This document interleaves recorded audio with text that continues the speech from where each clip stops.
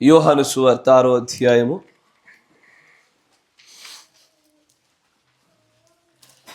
యోహాను సువార్త 6వ అధ్యాయము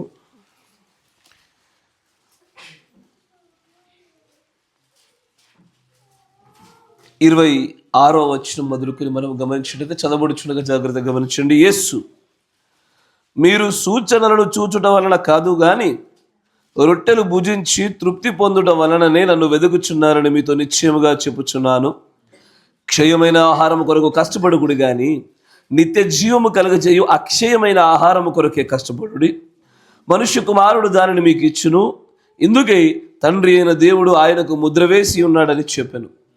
వారు, మేము దేవుని క్రియలు జరిగించుటకు ఏమి చేయవలనని ఆయనను అడుగగా, యేసు, ఆయన పంపిన వాని యందు మీరు విశ్వాసం ఉంచుటయే దేవుని క్రియ అని వారితో చెప్పాను. వారు, అట్లయితే మేము చూచి నిన్ను విశ్వసించుటకు నువ్వు ఏ సూచక క్రియ చేయుచున్నావు, ఏమి జరిగించుచున్నావు? భుజించుటకు పరలోకం నుండి ఆయన ఆహారం వారికి అనుగ్రహించెను అని వ్రాయబడినట్టు మన పితరుడు అరణ్యంలో మన్నాను భుజించరని ఆయనతో చెప్పింది. దేవుడికి స్తోత్రములు కలుగును గాక. మీరు చూడండి, తలను ఉంచండి, కళ్ళు మూసుకోండి, ప్రార్థన చేసుకుందాం. పరిశుద్ధుడా, మహోన్నతుడా, అవును ప్రభా, ఈ ప్రియుల యొక్క స్తోత్ర గీతాలను నువ్వు వినాలని వీరిని ఎన్నుకున్నావు. వీరందరూ పాడుచుండగా ప్రభా నీ విమోచన యొక్క గీతములే గాని నీ గుణ లక్షణములు గుర్చినటువంటి వర్ణనలో వీరందరూ కూడా ప్రభా పాడి ఆనందించుచుండగా నిజంగానే దాన్ని చూడాలని ఆశపడి ఉన్నావు ప్రభా. అలాంటి ఒక చక్కటి ఆత్మ సంబంధమైన కీర్తనలు పాడునట్లుగా ఈ నీ ప్రియమైనటువంటి సంఘాన్ని ప్రేరేపించే విధానం బట్టి మీకు వందనాలు. అంతేకాకుండా గొప్పదైన మేలుల చేత నీ ప్రియులను ఇంకనూ కూడా ప్రభును సంతృప్తి పరచుచు నీవు నిజంగానే ప్రభా నిన్న నేడు నిరంతరం ఏకరీతిగా ఉన్నవాడవనియు అదే కార్యంలో నేడు కూడా నువ్వు చేయుచున్నావనియు నీ ప్రియుల జీవితంలో వారు చెప్పినటువంటి సాక్ష్యాలు వింటుండగా ప్రభువా, అయ్యా మేము ఎంతగానో ధన్యులైనటువంటి ప్రజలుగా కనబడతా ఉన్నాం. నిజంగానే ప్రభువా, మాకు ఈ లోకంలో రాజకీయపరమైనటువంటి మనుషుల పరమైన డబ్బు పరమైనటువంటి గొప్పదైన అండేమీ లేదు, కానీ అంతకంటే పెద్ద కొండవు నీ ఉన్నావు నాయన. నీ ఉన్నావన్న ధైర్యము మరలా మానవుడు మీరు స్థిరపరుస్తున్నందుకు, ఇంకా నువ్వు అధికంగా ఉత్పత్తి చేస్తున్నందుకు తండ్రి నీకు కృతజ్ఞతాస్తుతులు చెల్లిస్తా ఉన్నాము. దయచేసి నాయన ఈ యొక్క వాక్య పరీక్షలోకి మేము వెళ్ళబోచుండగా అల్పుడైన యోగ్యుడు నన్ను ఒకసారి మీరు జ్ఞాపకం చేసుకుని తండ్రి, ఈ నోటి బుర్రగా వాడబడుటలో నా సొంత ఉద్దేశాలు సొంత తలుపులు తీసివేసి నీ చిత్తానుసారంగా సమస్తం నడిపించబడినట్లుగా నీ ఆత్మాభిషేకం కూడా బోధింపదగిన ఆత్మచేత ముందుకు నడిపింపజేయండి. నీ ప్రియమైనటువంటి ప్రజలు కూడా వినుచుండగా నాయన వీరి సొంత తెలివితేటలతో కానీ నాయన స్వనీతి ఆ జ్ఞానాలతో ఏది జరగకుండా కేవలం నీ పరిశుద్ధాత్మ యొక్క ఆధీనంలోనే సమస్తము చోటు చేసుకునేలాగున వీరికి గ్రహింపు శక్తి తెచ్చమని ప్రార్థిస్తా ఉన్నాను. ఈ ఆరాధన అంతట్లో కూడా తోడుగా ఉండి ఈ వాక్య పరిచయం అంతట్లో కూడా ప్రభు నీ చిత్తానుసారంగా నీవు ఇష్టపడుతున్నటువంటి ఆ సంగతులను ఈ చిన్న గుంపుతో నువ్వు మాట్లాడమని ప్రభు అయిన యేసుక్రీస్తు నామములో ప్రార్థన చేయుచున్నాం. ఆమేన్. కూర్చో.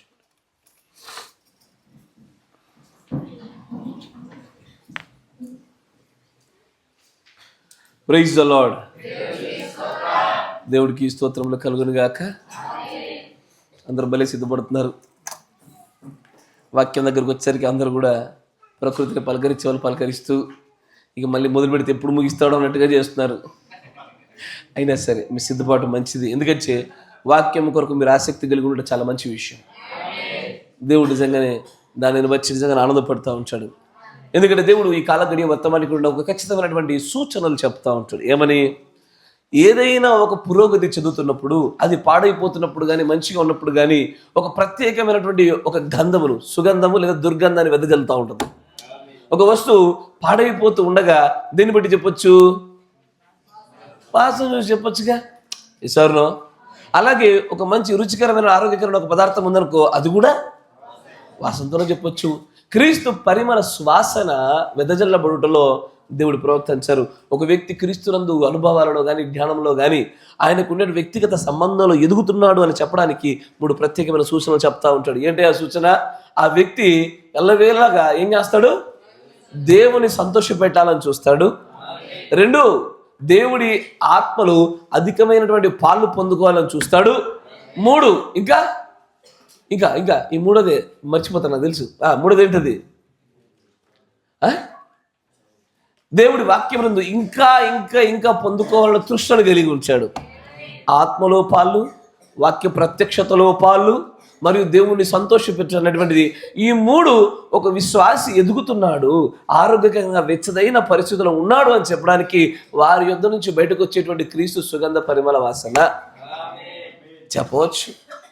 అయ్యా, ఇది దినదినము మనలో తెలియకుండానే జరిగే కార్యము. కానీ నీలో జరిగే వృద్ధి కనబడకపోవచ్చు, కానీ నీ తృష్ణ కనబడుద్ది. ఎసార్నో, నువ్వు వాక్యానధికంగా తెలుసుకోవాలని, ఆత్మలధికమైన పాలు పొందుకోవాలని, నా వలన క్రీస్తు ఏమాత్రం బాధపడకూడదు, నన్ను బట్టి ఆయన సంతోషపడాలనేటువంటి ఒక ఆలోచన ఉంటుంది చూసారా, ఇది జరగాల. ఇది జరుగుట వలన మనం ఎదుగుతున్నామన్న దానికి, మనం ఆరోగ్యంగానే వెచ్చగా ఉన్నామనడానికి ఒక గొప్ప సూచన అంచడైనా. దీనికి అపోజిట్గా వెళ్ళేది మనం చల్లబడుతున్నామని చెప్పడానికి సూచన. ఎస్ఆర్నో, మనం చల్లబడిపోతూ ఉన్నాము, మనము వెచ్చగా ఉండకుండా చల్లని దిశ వైపు అడుగులు వేస్తా ఉన్నామని చెప్పడానికి వీటిని సూచనలుగా పెడతా ఉంటాడు. కాబట్టి నిజంగానే క్రీస్తునందు ఎదుగుచున్నటువంటి మిమ్మల్ని అందరూ కూడా దేవుడు దీవించును గాక. ఆమేన్. అమ్మా తెలుసా, ఆమెన్ అంటే ఇట్లా రెండవ అనొచ్చుగా తల్లి, నేర్పించుదునా. ఎందుకట్లాగా? వాక్య ప్రారంభం నుంచే మీరు ఎప్పుడన్నా ఒకసారి సీసీ కెమెరా పెట్టి తర్వాత మీ ఇంటికి మీరు మీ మొహాలను వీడియోలు పంపాలనిపిస్తుంది ఒకసారి. నాకు ఎట్లా పెడతారంటే, నేను వాక్యంలో దేవుడు అనబోతా కదా అంటే నాకు అర్థం కావట్లేదు. నేను తప్పు చెప్తున్నానా, లేకపోతే నేనేమన్నా లాలిపాట పాడుతున్నా, నాకు అర్థం కావడాలా. అన్నం లాంగ్వేజ్ తెలియని భాష ఏదైనా మాట్లాడుతున్నా. పోనీ నేను మొదలుపెట్టు గంట అయిన తర్వాత అట్లా పెట్టు, పోనీ నీ దేహ బలహీనత అనుకుంటా, ఏది 2 నిమిషాలకే కొంత బ్రైట్గా. ప్రవక్త గారు అంటే your face and index of your mind అంటాడు. ప్రవక్తగా చెప్పిన మాట, నీ హృదయ స్థితిని నీ ముఖమే చూపించేది. ఆనందంగా ఉన్న ముఖం ఎట్లుంటుంది అని బుంగము తీసుకొని చిన్న ముఖం పెట్టుకొని పాస్టర్ గారు బోధిస్తుంటే ఎప్పుడు గుర్తుపెట్టుకోండి, కాపరి బోధిస్తుండగా కాపరి ఫేస్ టు ఫేస్ చూడలేకపోతున్నారంటే పొరపాటు ఉన్నట్టు. అక్కడ ఫిక్స్ అయిపోండి మీరు. అక్కడ కాపరి బోధిస్తున్నప్పుడు పక్కన చూస్తున్నారు అనుకో, ఇడుచుతూ కొంతమంది ఈ ఎడ్లు చూస్తే మళ్ళీ ఏ గోలా అని చెప్పి బయలులో చూస్తారు. ఫస్ట్ మీరు ఫిక్స్ అయిపోండి. బోధించు నేను పిల్లలకు తెలిసే పొద్దున రోజు అదే నేర్పుతా. ఎవరైనా సరే బోధించడానికి ఒకరు వాక్యం చెప్పడానికి వస్తుంటే వారిని చూడాలి. వాళ్ళు ఫస్ట్ దిక్కు చూడకూడదు నేర్పుతా వారికి. ఎందుకంటే జరగాల. మీరు చూస్తేనే మీ ముఖ కవలికలను బట్టి నేను చెప్పే సంగతి మీరు గ్రహించగలిగారా, ఇంకొంత ఎక్కువ వివరణ ఇవ్వాలా నాకు అర్థమయ్యేది. ఎస్ఆర్లో. కాబట్టి బోధించే వాళ్ళని చూడాలి. చూస్తే మీకు మంచిది, బోధకు మంచిది, మాకు మంచిది, మనందరికీ మంచిది. Praise the lord. సరే, జాగ్రత్త. అయితే ఇప్పుడు చదవబడిన లేఖన భాగం కూడా ముందుకు సాగిపోదాం. అందరూ ఆసక్తిగానే ఉన్నారా? మంచిది. ఈరోజు కూడా మంచి మీ అందరికి అర్థమయ్యే వాక్యం చెప్తాను. బయటికి వెళ్ళక ఏమర్థమైందో అర్థం కాదు చెప్తాను. అట్లాగే ఉండాలి. Praise the lord. చదవబడిన లేఖన భాగం చూస్తే కనుక యోహాను సువార్త 6వ అధ్యాయము. ఇక్కడ యేసు ప్రభు వారు ఆయన సువార్తలో ఇక విపరీతమైన స్థాయికి వెళ్ళిపోయినాడు. ఆయన అప్పటికే చాలా విజృంభించబడిన స్థాయి అది. ఇది ప్రారంభ స్థాయి కాదు, కానాను పెళ్లి విందు కాదు. అప్పటికే తను నిరూపించుకున్నాడు, స్వస్థతలు చేశాడు, నిరూపణలతో కూడుకున్నటువంటి అద్భుతాలు చేసి చూశాడు. ఆయన నమ్మారు ప్రజలు కూడా. ఆయన నమ్మినటువంటి వారి సంఖ్య అది పెరుగుతుంది, వేలలో లక్షలు అవుతా ఉంది. ఏమో మరి దేవుడికి ఏమనిపించింది ఏంటో, ఇంతమంది వెనకాల వస్తుంటే కొంత డౌట్ అనిపించింది. వెంటనే రండి కూర్చున్నారు. ఇప్పుడు చెప్పండి, మీరు నిజంగానే రొట్టెల కోసం వచ్చారు కదా అన్నారు. లేదు ప్రభువా, రొట్టెల కోసం మేమెందుకు వస్తాం? సరే రేపంచి రొట్టెలు క్యాన్సల్. మీకు అర్థమైందా?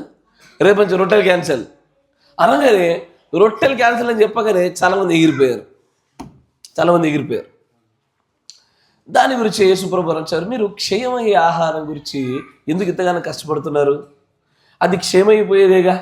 అది ఎంత రుచి కలిగిందైనా విలువ కలిగిందైనా అది కాలం అనే పరిమాణంలో ఉన్నప్పుడు అది పాడైపోయే ఆహారం కదా. పాడైపోయే ఆహారం కోసం కష్టపడకండి అయ్యా, పాడవనట్టు ఒక ఆహారం ఉంది, దానికోసం కష్టపడండి అయ్యా అంటాడు ఆయన.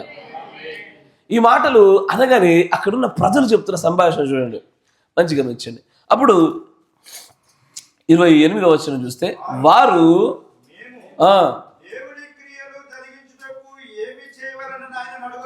అయ్యా ఎంత అద్భుతమైన మాట తెలుసా. ఇక్కడ ఉన్నటువంటి 28, 29, 30, 31 చాలు. ఈ 4 వచనాలలో ఉన్నటువంటి సంగతి మీరు గట్టిగా పట్టుకోగలిగితే చాలు. అయ్యా నా వ్యక్తిగత అభిప్రాయం చెప్తున్నా, వ్యక్తిగత అభిప్రాయం మీ ఎత్తబాటు కన్ఫర్మ్ అయినట్టే. మీరు వింటున్నారా? ఎందుకంటే నాకు ఇవ్వబడిన ప్రత్యక్షలు చెప్తా ఉన్నా. ఈ 4 వచనాల సంగతి గట్టిగా అర్థం చేసుకుని పట్టుకోగలిగితే చాలా మట్టుకు మీ సిద్ధపాటు పరిపూర్ణం కావడానికి దగ్గరగా వచ్చేసినట్టే. అని ఏం చెప్తున్నానంటే, దేవుడు బోధించిన సంగతులు వారు విని కదా, క్షేమయ ఆహారం కోసం ఇంకెందుకలా కష్టపడతాము, అక్షయమైనటువంటి పాడవనుడి ఆహారం కావాలి కదా. అప్పుడు వెంటనే వారి మనసును తిప్పుకొని, ప్రభువా దేవుడు క్రియలు చేయడానికి ఏం చేయాలి చెప్పు అంటే, ఏం చేయాలి?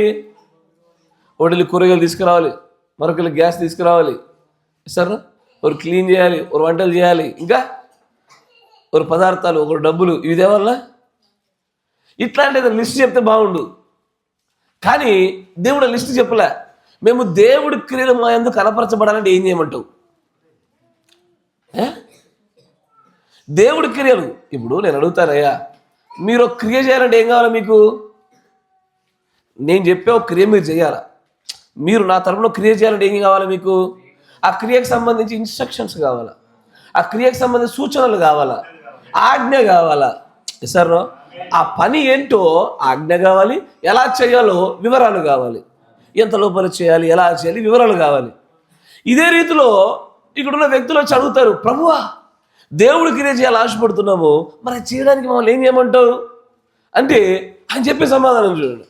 ఆయన అంటాడు యేసు ప్రభు 29లో, ఆయన పంపిన వాని యందు మీరు విశ్వాసం ఉంచుటయే.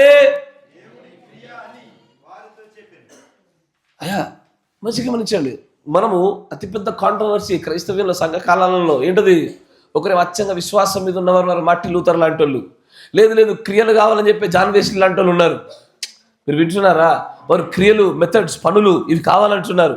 ఇక్కడ ఏమంటారంటే అసలు దేవుడు పని చేయాలంటే మాకు ఏం కావాలంటుంటే ఆ పనుల గురించి చెప్పకుండా దేవుడు ఎవరినైతే పంపుతాడో నమ్ము. దేవుడు ఎవరిని పంపుతాడో వారు నమ్మేసేయి. ఎవరెవరిని పంపుతాడైనా ఆయన పంపేది క్రీస్తుని, ఆ కాలానికి ప్రవక్తని, అంతేనా? ఆయన పంపిన వాడిని నమ్మితే మీరు ఏదైతే ఆశించి అడిగారో ఆ దేవుడి క్రియ అయిపోయినట్టే. ఏది? నమ్మితే, విశ్వసించితేనే. నమ్మకంలో క్రియను కూడా కలిపేసావా? ఆబ్వియస్లీ. ఎందుకో తెలుసా? ఇక్కడ దేవుడు ప్రవక్త అంటాడు, దేవుడు మీరు నమ్మునట్లుగా ఒక వ్యక్తిని తన యొద్ద నుంచి పంపుచున్నాడు అంటే ఆ పంపుట అనే కార్యం ఏదైతే ఉన్నదో అది కృపా కార్యం అన్నాడు ఆయన. నమ్మడం విన్నారా? దేవుడి యొద్ద నుంచి క్రీస్తు కానీ, కృపా సత్య సంపూర్ణుడిగా ఆయన, దేవుడి యొద్ద నుంచి ప్రవక్తలు కానీ, ఆయన దగ్గర నుంచి ఎవరైతే పంపబడతారో ఆ పంపబడుట అనే కార్యము కృపలో జరిగింది. కృపలో జరిగిన కార్యములు విశ్వాసం అనేది మనం మొదలుగా ప్రారంభిస్తే క్రియలుగా అది సంపూర్తి చేయబడి మనం పరిపూర్ణమవుతాం. అక్కడ చాలా సింపుల్గానే ఉంది, అది చాలా సామాన్యంగా కనబడుతూ ఉంటుంది. కానీ భారం అనుకునే వారికి సిలువ భారం అవుతుంది, కానీ సిలువ అనుకున్న వారికి సిలువ సులువుగానే ఉంటుంది అక్కడ అని అంటాడు. మేము దేవుని పని చేయాలి, దేవుని పని చేయాలి, దేవుని పని చేయాలి, మాకు దేవుని క్రియలు కావాలి. దేవుని క్రియ అంటే అదేగా, మేము దేవుని పని చేయాలి. దేవుని పని చేయాలంటే ఏం చేయాలి? కోట్ వేసుకోవాలా? బైబిల్ పట్టుకుని ఇట్లా క్రాస్గా నిలబడాలా? ఫోటో దిగాల? ఏంటిది? దేవుడు పని చేయడానికి ఇది ఒకటే మార్గమా? దేవుడు క్రియలు జరిగించడానికి ఇది మార్గమా? ఎవరు చెప్పినారు? అయ్యో కాదే. మీరు చూస్తే దేవుడి క్రియలను మన జీవితంలో జరిగించడానికి ఆయన చెప్తున్న గొప్ప మార్గం ఏంటంటే ఒకటే సింపుల్. నేను కొంతమందిని పంపిస్తాను బేటా, నేను పంపిన వారిని మీరు విశ్వాసం ఉంచండి. ఆ విశ్వాసం ఉంచడం అనే కార్యం ఏదైతే ఉందో ఇదే దేవుడి క్రియ. అక్కడితో దేవుడి పని అయిపోయింది. ఇక మీరు కొత్తగా చేసేదేముంది? ఇప్పుడు సరే మేము క్రియలను అడిగితే నువ్వు తీసుకొచ్చి విశ్వాసం మీద అతికిచ్చావుగా, అందుకే మీరు ఏం చేస్తారంటే సరే ఆ క్రియ నేను చేస్తాం కానీ ఇంతకీ నేను విశ్వసించినట్లుగా ఇప్పుడు చూడండి 30వ వచనము. వారు అట్లయితే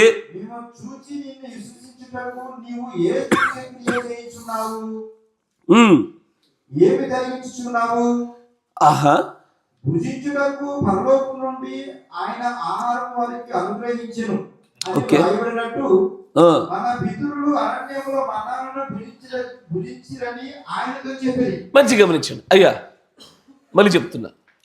ఇక్కడ వీరు అడిగిన దాంట్లో ఎంత బుద్ధిహీనత అంటే, మోషే యొక్క రాబోయే రాకడ అంటే ఏది, మోషే మొదటి నిర్గమములో తను రానయ్యున్నాడన్న సంగతి మీకు ప్రవచనాలు కనబడవు. మంచి గమనించండి అయ్యా, మొదటి నిర్గమములో వారిని బయటకు తీసుకురావడానికి మోషేను కూర్చున్న ప్రవచనాలు ఉన్నాయా? మీకు అర్థం కాలేదు. అబ్రహాం కాలం స్టార్ట్ అయింది. అబ్రహాంతో దేవుడు మాట్లాడుతున్నాడు. అబ్రహామా, నీతో నిబంధన చేశా, నీ పిల్లలు ఇగో తమ కాని ప్రదేశంలోకి వెళ్తారు, వాళ్ళు బానిసలు అవుతారు, 40 సంవత్సరాల తర్వాత నేను బలమైన హస్తత బయటకు తీసుకొస్తా, దట్స్ ఇట్, అంతే. ఇప్పుడు ఇంతకు అక్కడ ప్రవక్త ప్రస్తావన జరిగిందా? ప్రవక్తను గూర్చిన ప్రవచనం ఉన్నదా? లేదు. ప్రవక్తను గూర్చిన ప్రవచనము లేని చోట ఇప్పుడు తీరా కాలం వచ్చిన తర్వాత, మోషే నిలబడిన తర్వాత ఇదిగో వెళ్ళు అన్నప్పుడు ప్రజలు నన్ను నమ్మరే, నన్ను నమ్మరుగా. నమ్మరంటే అఫ్కోర్స్ నమ్మరు. మరి నమ్మునట్లే నాకు సూచనలు ఇవ్వు. కర్రీ పామవుద్ది, చేయి లోపల పెట్టింది, కుష్టి పెట్టింది, కుష్టి పోద్ది, నీళ్ళు నెల మీద కొట్టు రక్తం అవుద్ది, పో, ఈ సూచనల చేత నేను నమ్ముతారు వెళ్ళు. ఎసారో ఇది ప్రవక్తలను గుర్తించడానికి వారు కలిగి ఉన్నటువంటి వారి సొంత జ్ఞానము. కానీ ఇక్కడ ప్రవచనము లేని చోట ఒక వ్యక్తిని గురించి ప్రస్తావన లేకుండానే ఒక వ్యక్తి వస్తే అతన్ని రుజువుపరచని కొన్ని సంగతులు కావాలి. ఎసారో కానీ ఇక్కడ యేసు ప్రభు వారు వచ్చింది మాత్రము ప్రవచనం లేకుండా రాలే. ఆయన ఇంతకీ ఈయనను విశ్వసించుటకు సూచనలు కావాలా, అద్భుతాలు కావాలా, వాక్యము కావాలా? ఇక్కడే ప్రజలు విభజించబడ్డారు. ప్రజలు ఇక్కడ విభజించబడ్డారు. గ్రీసు దేశస్తులు జ్ఞానాన్ని అడిగారు, ఎట్లాంటి పాండిత్యం ఉందో చూద్దాం. ఇజ్రాయేలు సూచనలు అడిగారు, ఏమని, ఒక్క సూచక్రియలు కనపరిస్తే కనుక మన జీవితాలకు అర్పిద్దాం అన్నాడు. కానీ నిజమైన వధువు మెస్సియా రావాలని లేఖనాలు చెప్తున్నాయి.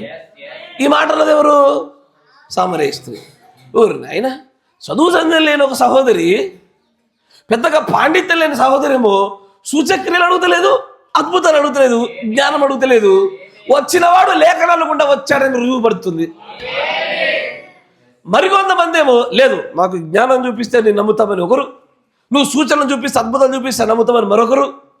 క్రీస్తు ఈయన ప్రవచించబడినటువంటి వాక్యం నెరవేర్పు అని తెలిసినా సరే దాని చుట్టుపక్కల మరికొన్ని అడుగుతున్నాడు. అయినా మూర్ఖతరం కలిగిన వారు కనుక మనుషులకు బుద్ధిహీనతను బట్టి ఆయన చూపించే సూచక్రియలు చూపించాడు. కానీ ఆయన చూపించిన సూచక్రియలు ఎలాంటివి తెలుసా? చాలా రహస్యమైనటువంటివి, విచిత్రంగా ఉంటాయి. మంచిగా గమనించండి. ఇందుకు దేవుడు ఏ సూచక్రియలు చూపించలేదా? ఎందుకు చూపించలేదు?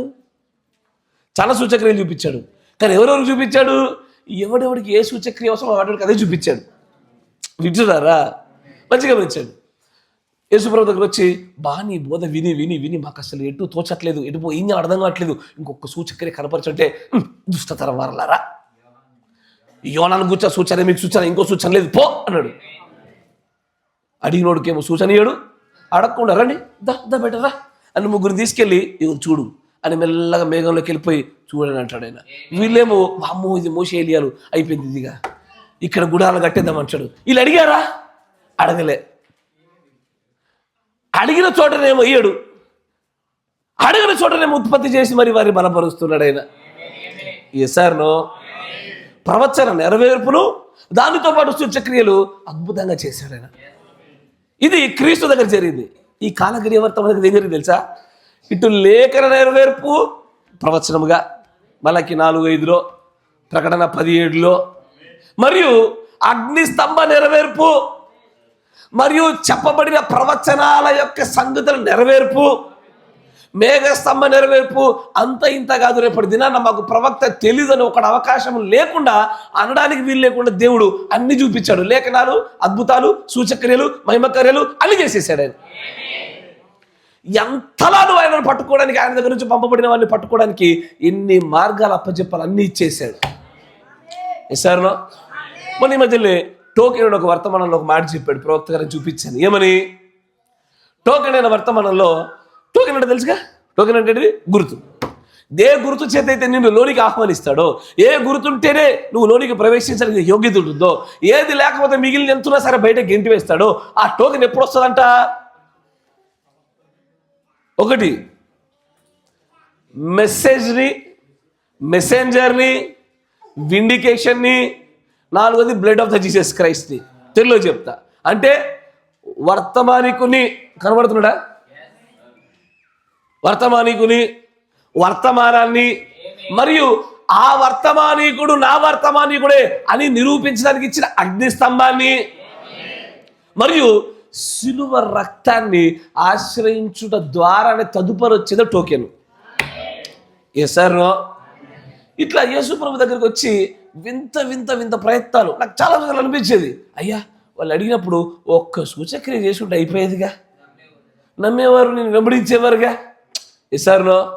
కానీ సూచక్రియ అందరికి అనుగ్రహించే వల్ల ఈ రోజున ప్రపంచమంతా కాదని చెప్పి నీకోసం నా కోసం మాత్రమే దేవుడు అగ్నిస్తంభం చేత నిరూపించిన ప్రవక్తని ఇచ్చినాడు కదా. ఇది మిగతా వారికి, మనలో మనకు కూడా ఈ అగ్నిస్తంభాన్ని ప్రదర్శించడానికి సిగ్గుపడే వ్యక్తులు లేకపోలే ఈ రోజున. సిగ్గుపడే వ్యక్తి లేకపోలే, అందుకే నేరుగా ఫస్ట్ అగ్నిస్తంభం పెట్టించాం మనం. ఇప్పుడు ఎంట్రన్స్ ఏం కనబడుతుంది? అంతేగా. ఈ కాలగడియ వర్తమానాన్ని చూపించడానికి సిగ్గుపడే వ్యక్తులం కాదు మనం. కానీ ఇక్కడ చూడండి, వారు వచ్చి అడుగుతున్నారు ఏమని? సరే దేవుడు క్రియలు చేయాలంటే నువ్వు పంపిన వాడిని విశ్వాసం ఉంచాలి, ఉంచుతాం. విశ్వాసం ఉంచడానికి మాకు ఏదో ఒక ఆధారం కావాలి. ఆధారాలపైన విశ్వాసాలు ఉంటాయి, ఆధారం లేకుండా విశ్వాసం ఎట్ట పుట్టుద్ది? వాడు అడుగుతారు ఏమని? సరే నీ అందు మేము విశ్వాసం ఉంచాలంటే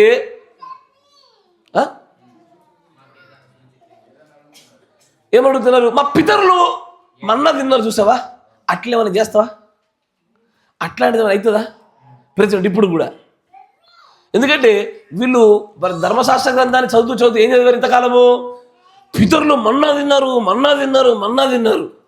ఆ అనుభవం వారికి విషయాలు వారి యొక్క దృష్టిలో చాలా గొప్పది. ఇప్పుడు వారు అడుగుతారు ఏమని చూడండి, ఇది చూడండి, భుజించుటకు పరలోకం నుండి ఆయన ఆహారం వారికి అనుగ్రహించెను అని వ్రాయబడినట్టు మన పితరులు అరణ్యంలో మన్నాను భుజించిరని ఆయనతో చెప్పిరి. వాళ్ళ గొప్ప కార్యం జరిగింది కాబట్టి నమ్మారు. మరి నువ్వేం చేస్తావు?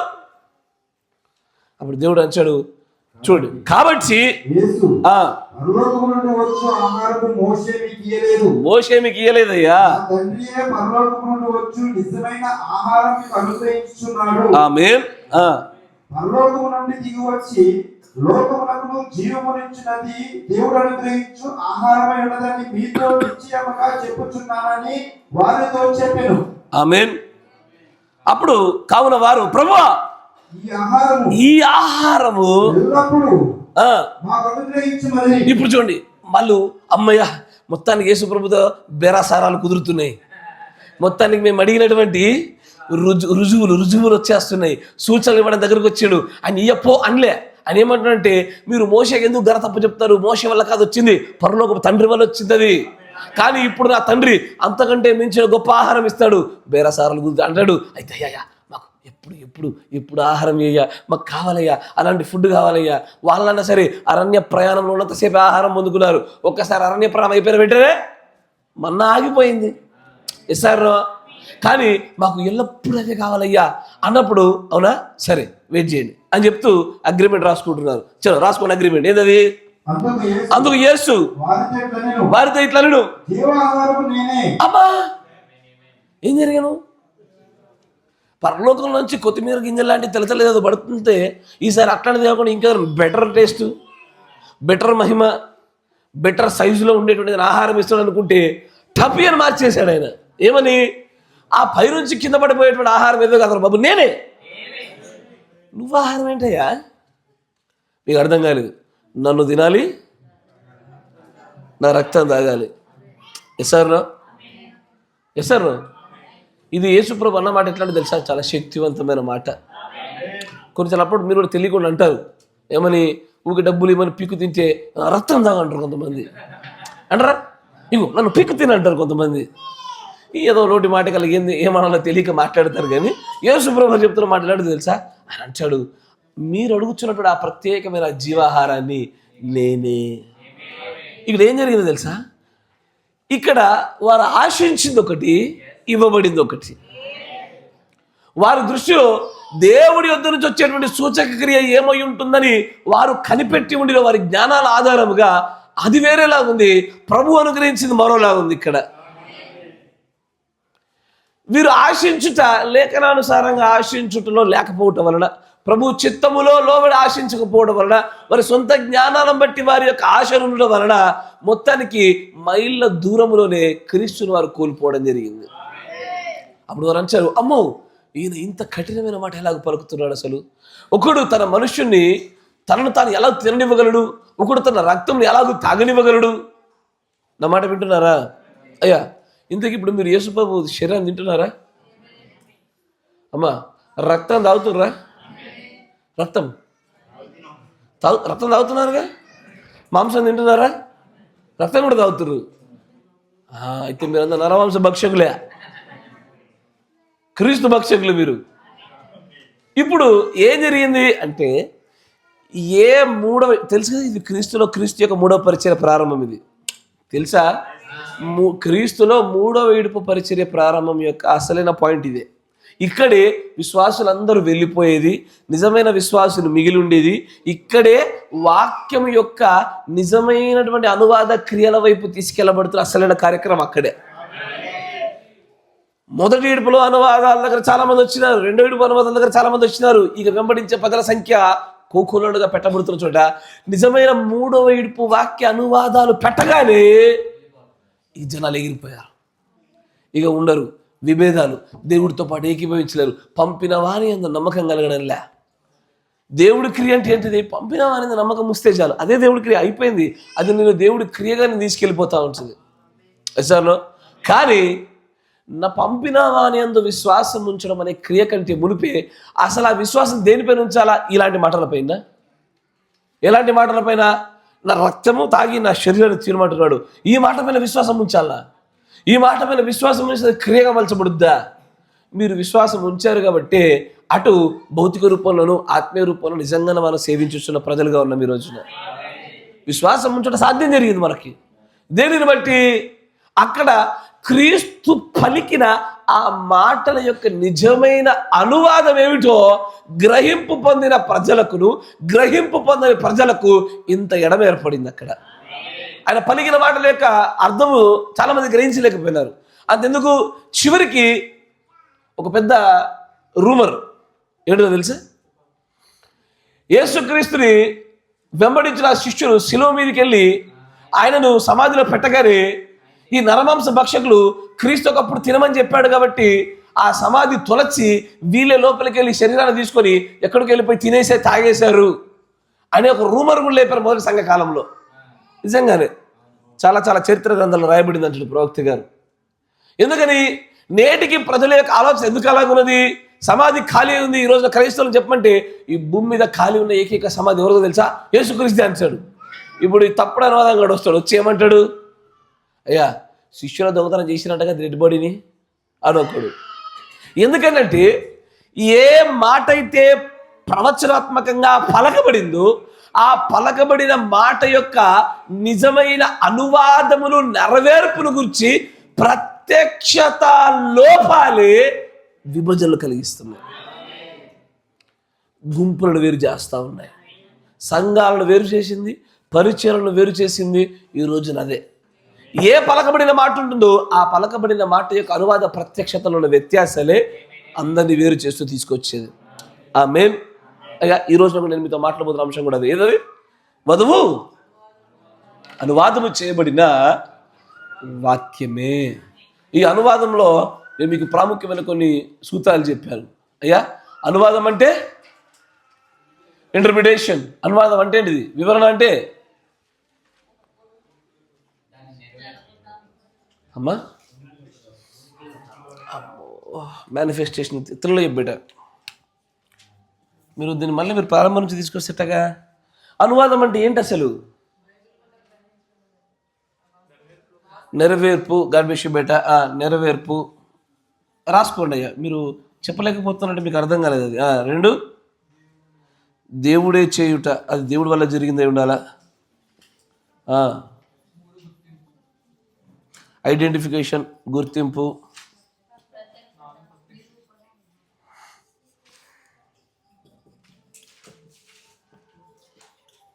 5 నిరూపణ, రుజువు.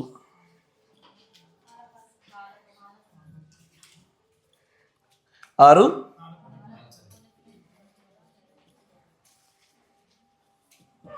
మంచి గుర్తుపెట్టుకోండి అయ్యా, ఏ మాట అయినా సరే క్రీస్తు నోట నుండి పలికినప్పుడు, ప్రవచనాత్మకంగా పెట్టబడిన తర్వాత అది నిజంగా నెరవేర్పులోకి వచ్చినప్పుడు ఈ 6 సూత్రాలలోనే దాని వ్యాలిడేషన్ జరగాల.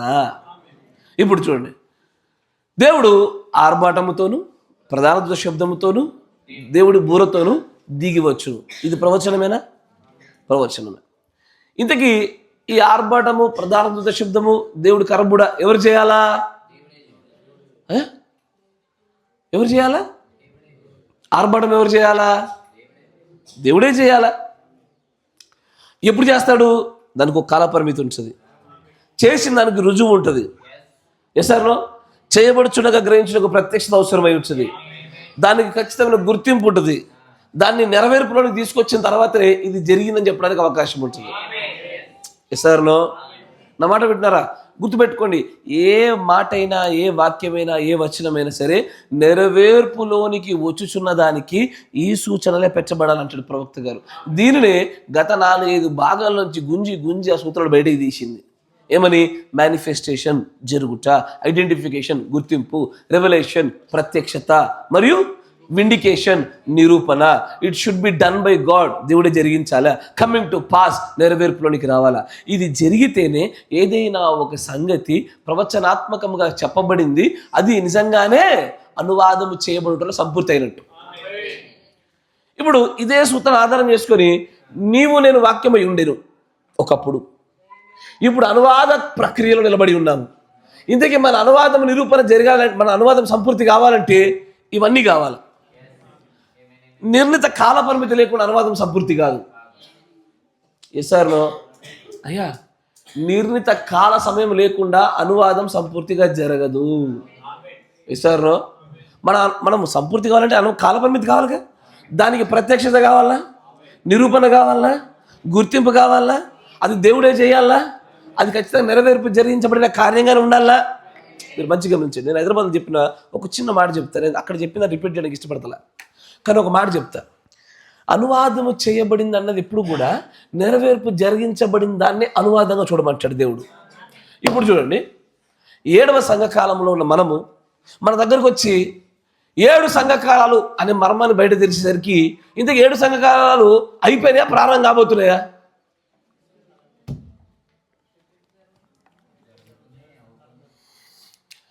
ఇప్పుడు 1960 అరౌండ్ 60లో సంఘకాలాల యొక్క మర్మాలు బయలుపరచడం జరిగిందా? ఇక్కడ జరిగినటువంటి ఈ చోట అయ్యా మీరు కొంచెం ముందుకు తిరగండి, మీరు ముందుకు రావాలి అటు సైడు. అయ్యా మీరు ముందుకు రండి అటువైపు. ఆంధ్రే గారు మీరు ముందుకు ఉండండి అయ్యా. మీరు తిరుగుతుంటే ఆ సహోదరులు అందరూ మిమ్మల్ని చూస్తున్నారు. మీకు అనుసూపులు అటే కనబడుతున్నాయి నాకు.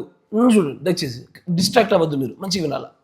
ఇక్కడ దేవుడు ఆ యొక్క సంఘకాలాల యొక్క మర్మం బయలుపరిచేసరికి సంఘకాలాలు ఆల్మోస్ట్ 90% అయిపోయినాయి. సార్ మనము 6 అయిపోయిన తర్వాత 7లోకి వచ్చినాకనే మర్మం బయటపడ్డది. ముద్రలు చూడు ఒకసారి. ముద్రల గురించిన వర్తమానం మనకు తెలిసేసరికి 1 అయింది, 2 అయింది, 3 అయింది, 4 అయింది, 5 సగం అయింది, 6 కొంత అయింది, 7ది చాలా మటుకు అయిపోయింది. అన్నీ అయిపోయిన తర్వాత మనకు కనబడుతున్నాయి. అయిపోయింది సెన్స్ స్టార్ట్ అయిపోయినాయి. ఎందుకని అంటే దేవుడు ఎల్లవేళలా నెరవేర్పు జరిగించబడినటువంటి క్రియలలోనే అనువాదము చేయబడినటువంటి విశ్వాసాన్ని ఆధారం చేసి పెడతాడు. క్రీస్తుని గురించి మంచిగా గమనించండి. శిష్యులకు మంచిగా గమనించాలి. చదువుతున్న నీకు నాకు క్రీస్తు విషయమై ఇలాగ రాయబడి ఉన్నది కనుక ఆయన ఇలాగ చెప్పాను కానీ శిష్యులు గ్రహింపకుండిరి అని రాసి ఉంటుంది. ఇది చదివే నీకు నాకు, చదువుతున్న నీకు నాకు. కానీ శిష్యుల దగ్గరకు వచ్చరికి మాత్రము దేవుడు అన్ని విషయాలు కూడా నెరవేర్పులోకి వచ్చిన తర్వాతనే చూపిస్తున్నాడు. ఏమని? ఇప్పుడు అంతెందుకు మలాకి రావాలని చెప్పి శాస్త్రులు చెప్తున్నారుగా, సరే ఏలియా రావాలని చెప్తున్నాడుగా అంటే ముందు నుంచి ఎక్స్ప్లెయిన్ చేయొచ్చు. ఆయన చెప్పకుండా ఆయన ఏమంటున్నాడు? ఇదివరకు వచ్చేసాడు, అయిపోయింది. నెరవేర్పులోనికి వచ్చిన తర్వాత మాత్రమే ఏ ప్రవచనమైతే ముందుగా ప్రవచించబడిందో అది నెరవేర్పు, ఇంటర్ప్రిటేషన్, అది కాలములో ముగియబడిన తర్వాత మాత్రమే దానిని తన ప్రజల యొక్క వధువు సిద్ధపాట్లో వాడుతున్నాడు. ఆయన జరగనయ్యున్న విషయాల గురించి కాదు, జరిగిన సంగతుల గుండానే, జరిగించబడిన సంగతుల గుండానే. ఇప్పుడు ఉదాహరణకి నాకు మీరు వచ్చి నేను హైదరాబాద్ వెళ్ళాలనుకుంటా, నాకు తెలియదు వసంత్ గారు ఎట్లా డ్రైవింగ్ చేస్తారు. మీరు వచ్చి అంటారు చాలా బాగా చేస్తాడు, చాలా బాగా చేస్తాడు, మీరు చూడండి, మీరు నమ్మండి, మంచి టర్నింగ్లో బాగా తిప్పుతాడు, అడ్జస్ట్ చేస్తాడు. ఆయన భవిష్యత్తులో చేయబోయే కార్యం గురించి చెప్తున్నారు. ఇదో సందర్భం. ఇంకో సందర్భం ఆయన గురించి ఏం చెప్తారంటే, ఇదివరకు ఇట్లాగే రోడ్లు బాగాలేని గడియలో అట్లా రోడ్ల మీద చక్కగా మెల్లగా తీసుకెళ్ళాడు, ప్రమాదం జరగబోతుంటే టక్కని చెప్పి కాపాడబడినాడు, చాలామంది రక్షించబడ్డానికి, అయ్యో వాళ్ళు ప్రమాదంలో పడిపోవడానికి ఆయన కారణమేడని ఆయన గతంలో చేసిన కార్యాలు చెప్తున్నారు. ఈ రెండింటిలో దేన్ని బట్టి నాకు విశ్వాసం పెరుగుద్ది? అయ్యా మీకు అర్థమైందా? అమ్మా స్త్రీలందరూ నిలబడండి ఒకసారి, లేకండి లేకండి అందరు కూడా. ఆరోగ్యాలు బాగాలేని వాళ్ళ తప్ప అందరూ నిలబడి.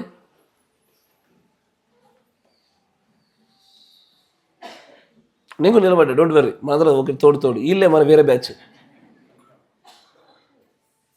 వినండి, జాగ్రత్తగా వినండి. ఇప్పుడు ఒక వ్యక్తిని గురించి జరగనైన సంగతుల గురించి విన్నప్పుడు కలిగేటువంటి విశ్వాసం కన్నా జరిగిపోయిన సంగతుల గురించి కలిగే విశ్వాసం గొప్పది. అందుకే ఆయన సంఘకాలాలు 90% ముగిసిన తర్వాత బయలుపరుస్తున్నాడు, ముద్రలు కూడా ముగియపరచబడిన తర్వాత కనపరుస్తున్నాడు, క్రీస్తుని గురించిన ప్రత్యక్షత జ్ఞానాన్ని కూడా ముగించిన తర్వాత చూపిస్తున్నాడు ఆయన. ఎందుకంటే ఏ ప్రవచనమైనా సరే సైలెంట్లో పెట్టాలయ్యా, ఏ ప్రవచనమైనా సరే నెరవేర్పులోనే, అది అనువాదము చేయబడిన తర్వాతే దాని వలన ఉత్పత్తి అయ్యే విశ్వాసాన్ని ఉత్పత్తి చేయిస్తుంది. ఎస్ఆర్నో? ఇది అనువాదములో ఎత్తబాటు విశ్వాసాన్ని ఉత్పత్తి చేసే ప్రక్రియ అలాగే ఉంటుంది. ఎస్ఆర్నో? ఇప్పుడు ఇంతకీ నువ్వు ఎత్తబడతావా? విశ్వాసంతో ఆమెను అంటున్నావు నువ్వు, కానీ నిజం చెప్పనా, రెప్పపాట్లో కలిగే మార్పు సమయంలో ఆ రెప్పపాట్లో నీ ఆనందం నిజంగా బయటపడేది. ఎందుకంటే అప్పుడు పరిపూర్ణ అనువాద ఎత్తబాటు సంబంధించిన ప్రవచనాలు అప్పుడే జరుగుతాయి అక్కడ. ఎస్ఆర్నో? అందుకే భక్తుడు రాస్తాడు, ఏమవుదునో నేనేమవుదునో. ఆ పాట కాదు, ఏమని, ఏమవుదునో నేనేమవుదునో, ఏమవుదునో. ఎందుకు ఏమవుతాం ఏంటిది? అది ఎవరు సమీపం తేజస్సులో దేవుని చూస్తే ఏమైపోతారు అంటే నీకు తెలియదా? ముందు నుంచి తెలీదు. ఎందుకో తెలుసా? అక్కడ ఏం అవ్వబోతుందన్న సంగతి నీకు ఆ మాటలు, ఆ వాక్యము, ఆ ప్రవచనము అనువాదము చేయబడితే తప్ప నీకు తెలియదు ఏం జరుగుతుందో. మీకు అర్థమవుతుందా? కూర్చోండి.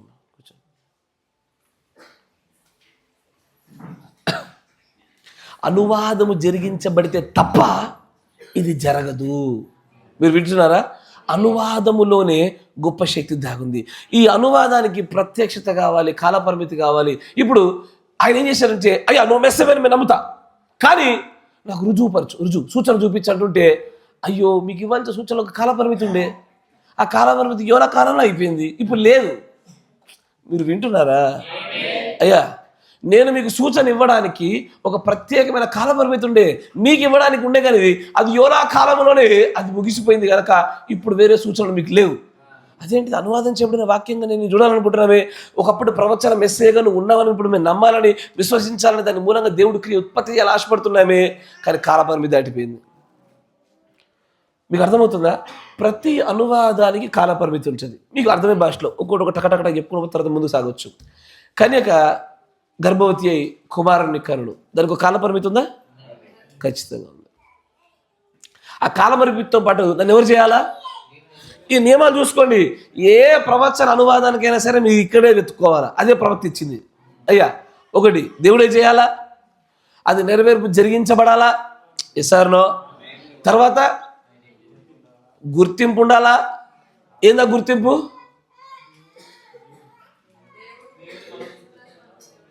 ఏందా గుర్తింపు? ఆ కన్యక గర్భవతి దగ్గర గుర్తింపులు చెప్పండి.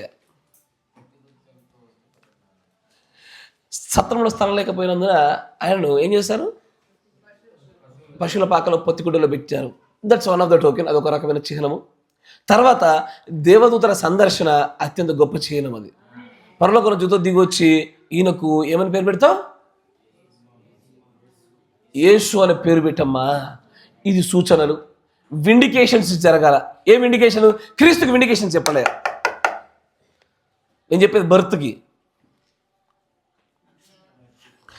ఎగ్జాక్ట్లీ. కానీ ఇంకొంచెం వివరం కావాలా. మరి దొరికి ఇక్కడ ఉన్నారు మీరు. ఎగ్జాక్ట్లీ కరెక్ట్, మీరు చెప్పింది వాస్తవమే. దాన్ని ఇంకొంచెం ప్రవక్తను ముందుకు తీసుకెళ్ళమంటారంటే, ప్రవక్త గారు జన్మించినప్పుడు ఒక 3 నక్షత్ర సముదాయాలు ఒకే చోట ఒకే కక్షలో ఎలాగ ఏర్పడ్డాయో, అదే రకంగా నక్షత్రాల యొక్క సమూహము ఒక కక్షలోనికి వచ్చి ఆ నక్షత్రమే క్రీస్తును కనుక్కోవడానికి ఆ యొక్క జ్ఞానులు నడిపింపజేసింది వచ్చాడు. అది విండికేషన్. ఆయన ఎవరి మీదకి వెళ్ళి వాలిందో ఆగిందో అక్కడ యూదులు రాజాన్ని గుర్తుపట్టాలా. అదే నిరూపణ. అప్పుడు సార్ ప్రతి ప్రాఫెసీ అది అనువాదము చేయబడ్డానికి ఈ లక్షణాలు ఉండి తీరాల్సిందే. ఎస్ఆర్నో. నీకు నాకు ఉండాలి. ఎందుకు తెలుసా? నువ్వు నేను పలకబడిన మాట, నీవు నేను ఆయన నోట నుండి పలకబడిన వాక్యమై ఉన్నాము. ఆ పలకబడిన వాక్యమై ఉన్నందున మనం అనువాదము చేయబడుచుండగా బహుశా కింద మీద వెనక ముందు కొంచెం అటు ఇటు అవ్వచ్చేమో కానీ ఖచ్చితంగా జరిగి తీరాల. ఎస్ఆర్నో. ఒక ప్రత్యేకమైన కాలపరిమితితో నేను నువ్వు అవుతాం. నిరూపణ రుజువులతో అవుతాం, ప్రత్యక్షతతో అవుతాం, గుర్తింపుతో అవుతాము, దేవుడే చేయనటువంటి క్రియగా అవుతాము, తర్వాత నెరవేర్పు జరిగించబడిన కార్యంగా అవుతాము. ఇది ఖచ్చితంగా వధువు విషయమై దేవుడు పలికిన మాటల్లో చోటు చేసుకోవాలి. ఈ ఎంటైర్ క్రమానికి ఏదయ్యా అడ్డు అంటే దేవుడు ప్రవక్తను చూపిస్తాడు. జాగ్రత్తగా గమనించాలి. ఇంకొంచెం ముందుకెళ్దాం.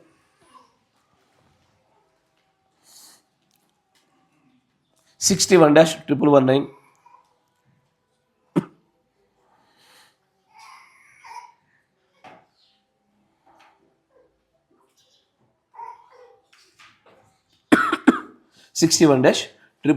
లో 99 పేరు చూడండి. నేను చాలా మార్లు చెప్పాను, నాకున్నటువంటి అత్యంత గొప్ప శత్రువు ఎవడో తెలుసా? రోమన్ క్యాథలిక్ కాదు. అమ్మ, మీ గొప్ప శత్రువు ఎవరు? ఊకి నిలబెడుతున్న పాస్టర్ ఇక నుంచి కాదమ్మా. ప్రవక్త గారు అంటారు అద్భుతంగా, అయ్యో నేను ఇక్కడ బోధ చేస్తూ దేవుని సేవ చేస్తున్నాను కదా, ప్రవక్తగా ఉన్నాను కదా, నాకున్నటువంటి అత్యంత గొప్ప శత్రువు ఎవరో కాదు నేనే అంటాడు. ఆయన తనకు తానే శత్రువు అయిపోయాడు. సేమ్ నిజంగానే మన విషయాల్లో కూడా ఇదే జరుగుతూ వచ్చింది. మనకున్న శత్రువు ఎవరో కాదు, మనమే. మన భక్తిని పాడు చేసేది ఎవరు? ఇక నా భాగస్వామి, నా పిల్లలు, నా జిల్లా అటు చూపొద్దు. మనమే. ఎవ్వరు బాధ్యలేదు, మనకు మనమే. ఏదో సాకులు ఎత్తుకోవడానికి అటు చూపుతామే కానీ అత్యంత గొప్ప శత్రువులు మనకు మనమే ఉంటాం. ఈడ మన ఆరోగ్యాలు పాడు చేసేది ఎవరు? ఇప్పుడు బాగా బలహీనం అయిపోయినావు ఆహారం లేక. ఎవరు కారణము?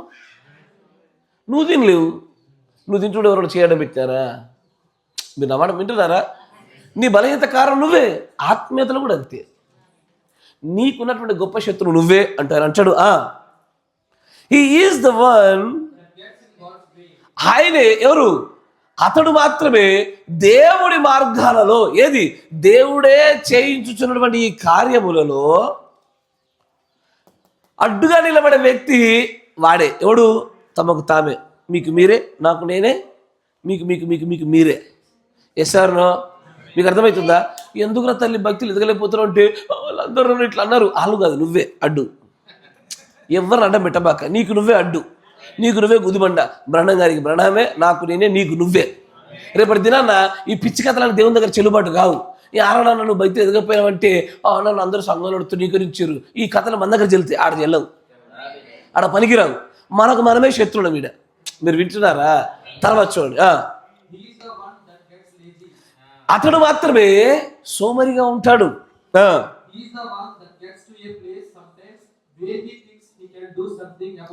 ఇతడు మాత్రమే. ఎవరు ఇతడు అంటే? ఎవరు? మళ్ళీ బ్రహ్మంగారిని చేస్తారేమే మీరు. నేను ఎవరికి వారమే? నేను. ఈ నేను అనే వ్యక్తులను చూసావా? ఇతడు ఏ స్థలంలో నిలబడతాడు ఒక్కొక్కసారి, ఇదిగో నేను అన్ని చేయగలుగుతాను, నా ఒక్కడితో సాధ్యము అనే స్థలంకి వెళ్ళి కూర్చుంటాడు ఈయన. అప్పుడే సోమరుడు, అప్పుడే సమస్తాన్ని చేయగలుగుతానని చెప్పి కూర్చుంటాడు. తర్వాత ఎప్పుడైతే అతను అలా చేస్తాడో దేవుడు వెంటనే రంగస్థలం పెంచి కుట్ అని బయటపడేస్తాడు. దేవుడు ఎక్కడి నుంచి బయటపడేస్తున్నాడు? ఆయన నోట నుండి పలకబడిన మాటగా ఉన్న నిన్ను అనువాదము చేసే ప్రక్రియలో నుంచి పక్కకు పడేశాడు ఆయన. నా మాట వింటున్నారా? ఒక కుమ్మరి సారిపోయిన మట్టిని ఎంతసేపు ఉంచుతాడు? ఆయన అనుకూలతలో అది లోబడినంత కాలం ఉంచుతాడు. ఆయన ఎంత తిప్పినా అదే లోగట్లే, ఎంత చేసినా అది లోబడతలే. ఏం చేస్తాడు? సారిపై నుంచి ప్రవక్త అదే చెప్తున్నాడు. ఏమని? నేను అనే ఈ వ్యక్తి, దేవుడు నన్ను ఏదైనా కార్యము జరిగించుండగా, నాలో నెరవేర్పు జరిగించుండగా అడ్డంగా ఉంటున్న వ్యక్తి నేనే ఇక్కడ. నా మాట వినండి. ఇంతకీ అయ్యా మోషే పొరపాటు చేయనట్లుగా చేసింది ఎవరు?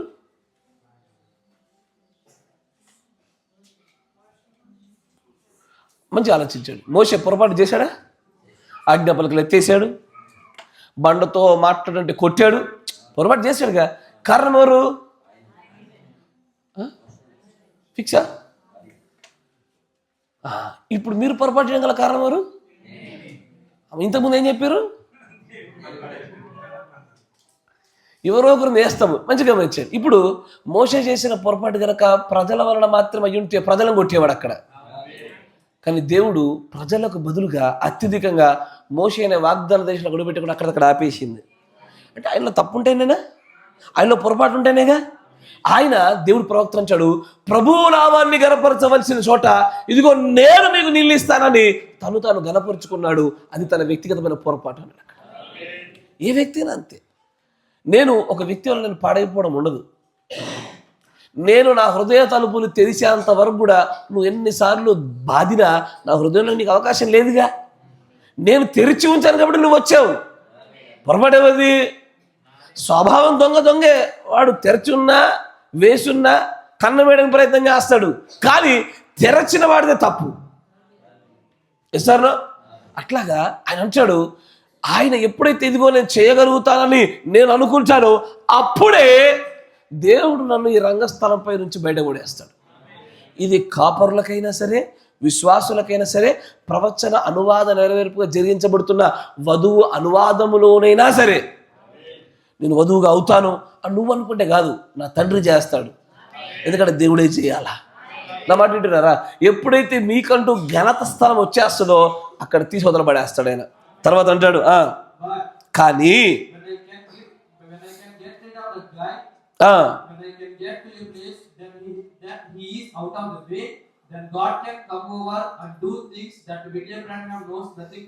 ఎప్పుడైతే నేను అనే వ్యక్తి స్వభావం కలిగిన వ్యక్తిని దూరంగా పడేసి వాడిని ఏమాత్రం ఇన్వాల్వ్ చేయకుండా నేను ఉంచగలిగేతినా, అప్పుడు దేవుడు నన్ను మనలా తీసుకొని ఆ విలియం బ్రహ్మ్ అనే వ్యక్తికి తెలియని గొప్ప గొప్ప కార్యాల్ని దేవుడు నా గుండా జరిగిస్తాడు అంటున్నాడు. అంటే నీకు నాకు జరిగేది అదేనయ్యా.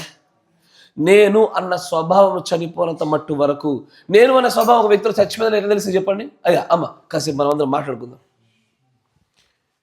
నేను అనే స్వభావం ఒక వ్యక్తిలో చచ్చిపోయిందని చెప్పడానికి రుజువేంటి? దేవుడి మీద ఆధారపడేదాన్ని బట్టి ఓకే కరెక్టే. ఇంకా అది రెండు ఆల్మోస్ట్ సేమ్. ఓకే కరెక్ట్గా చెప్పారు మీద గర్భిష్యూ. ఇంకా నేను అనే స్వభావం ఎప్పుడు వస్తుందమ్మా? ఎప్పుడు వస్తుంది అయ్యా? నేను ఏదైనా చేయగలుగుతా, నా వల్ల అవుతుంది అయ్యా స్థిరపడ్డప్పుడు. ఎందుకంటే ఆ యొక్క అమాజ్య రాజు గురించి దేవుడు చెప్తా ఉంటాడు, బాల్యదశలో బాగానే ఉన్నాడు కానీ పెద్దోడు అయినాక ఇక దేవుడి యొక్క అవసరం లేదని చెప్పి స్థిరపడ్డాడు అంటాడు. తర్వాత నాకు ఒక వ్యక్తిని చూసి ఇదిగో ఈ వ్యక్తికి నేను అనే స్వభావం లేదు అన్నప్పుడు నాకు ఏ గుణలక్షణాలు బట్టి చెప్తారు చెప్పండి? దీని మనసు ఒకటి,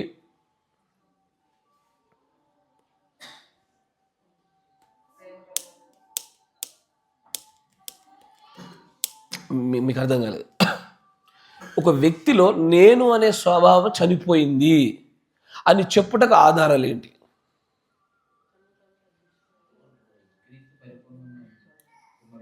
లేఖనాల గుండా చెప్పట బిబ్లికల్, ఎందుకంటే మనకు వాక్యం అనువదించాల.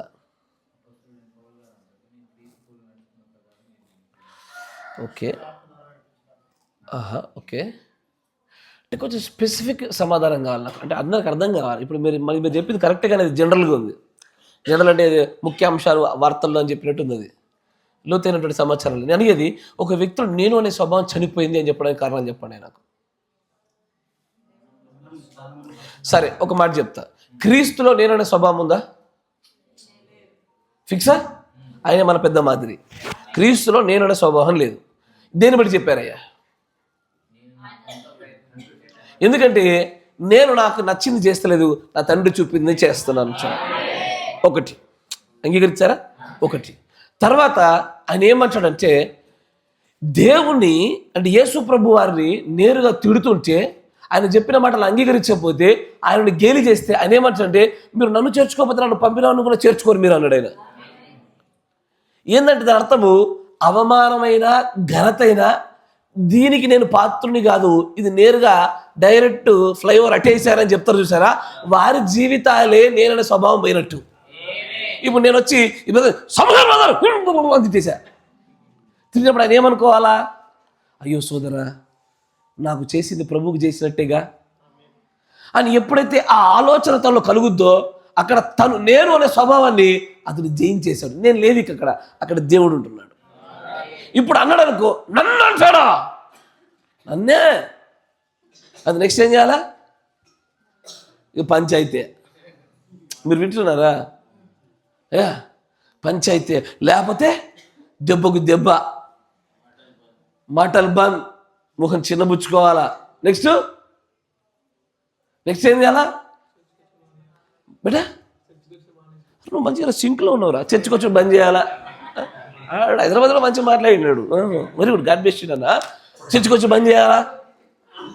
ఇంకా ఎక్కడో నేను అనే స్వభావం దగ్గరే. ఎందుకు నేను ఇంత గట్టిగా చెప్తున్నానంటే, అయ్యా అసలు దేవుడి ఈ పాటికి మనల్ని అనువాదం చేయబడిన వాక్యంగా ఎప్పుడో మలచబడి ఉండాల్సింది. యాక్చువల్గా ఈ నేను అనేది చాలా అడ్డుగా వచ్చింది. నన్ను అంచాడా, నన్నే అవహేళన చేస్తారా, నా మీదే కంప్లైంట్ ఇస్తారా, నన్ను గురించే మాట్లాడతారా, నేను నేను నేను నేను కానీ ఇదే క్రీస్తు దగ్గర చూడండి, క్రీస్తును బయల్జెబూల్ అన్నారు. ఏమన్నా అన్నాడా? దయ్యాలు పెట్టినాడు అని ఏమన్నా అన్నారా? అక్రమ సంతానం ఏమన్నా అన్నాడా? తప్పుడు బోధన ఏమన్నా అన్నాడా? అసలు నేను అనే స్వభావాన్ని పూర్తిగా తీసేసిన వ్యక్తి యేసుప్రభు ఒక్కడే. దాన్ని ప్రవక్త అంటాడు, అయ్యో నేను ఎన్నోసార్లు దేవుడు నన్ను నడిపించుండగా, నన్ను నెరవేర్పు జరిగించబడిన వాక్యంగా మలుచుండగా ఈ బ్రహ్మే నన్ను అడ్డొస్తున్నాడు. ఎవరు? నాకు నేను అడ్డొస్తున్నా. నేను ఇదిగో ఎప్పుడైతే అమ్మ జాగ్రత్త, నేను అన్న స్వభావాన్ని ఒక్కదాన్ని తీసేసి పంపిన వాని యందు విశ్వాసం ఉంచితే చాలు, నీలో ఎన్ని దేవుడి క్రియలు ఉత్పత్తి అవుతాయో నీకు అసలు అవగాహన లేదు. నువ్వు ఎలా అంటే, నువ్వు నిజంగానే ఆత్మ సంబంధి అయిన వాడు ఎవడి చేత వివేచించబడుడైన గొప్ప అద్భుతమైన సృష్టిగా మలచబడతావు నువ్వు. కానీ ఆ నేను స్వభావం తీసేయాల. నన్ను అంచారా, నేను ఇప్పుడు అందరితో పాటు సమానమని ఎంచుకొని వారు నేను స్వభావం కలిగిన వారే. నా మాట వింటున్నారా? ఈ నేను దగ్గరే సమస్త గొడవలు, ఈ నేను దగ్గరనే పెద్దమంత వచ్చింది. ఇంకో విషయం చెప్పనా, పరలోకంలో ప్రారంభమైన పాపం కూడా ఇదే. ఏదది? నేను మహోన్నతునితో సమానుడిగా చేసుకుంటా అని లూసిఫర్లో, సాతానులో మొట్టమొదటి ఉత్పత్తి అయిన పాపము నేనే. ఏంది నేను అంటారు అంటే అనని ఇప్పుడు ఏమైంది? నన్ను అన్నారు, అవు నిన్నే అన్నారు అన్న ప్రతిదానికి రెస్పాండ్ అవ్వాలంటే ఏం లేదు. ఇక రోజంతా మనకు రెస్పాండ్ మీదే ఉంటుంది మన పరిస్థితి. నేను అన్న స్వభావం తీసి పడేయాలయ్యా. దాంట్లో ఏదైనా సహోదరులు మార్పు చెందించుటకు అవసరం ఉన్న చోట మనం పనిచేయాలి. కానీ ఈ నేను అన్న దగ్గరనే అనువాదము చేయబడిన వాక్యముగా మలచబడుటలో నెమ్మదయ్యేది, అసలు ఆ రంగస్థలంపై నుంచి తోసివేయబడేది, సారిపై నుంచి కాసేపు పక్కన పెట్టేది ఇదే కార్యాలు. నేను తీసి పడేద్దామా? నేను తీసేస్తే ఎలా ఉంటుందో తెలుసా? నేను తీసేస్తే మీ జీవితాలు ఎలా ఉంటుంది తెలుసా? ఒకసారి ఊహించుకోండి. మిమ్మల్ని ఎవరైనా మాట అంటే, ఎవరైనా దెబ్బ కొడితే, గేలి చేస్తే, అది అకారణంగా మీద చెడబాటలు పలికితే,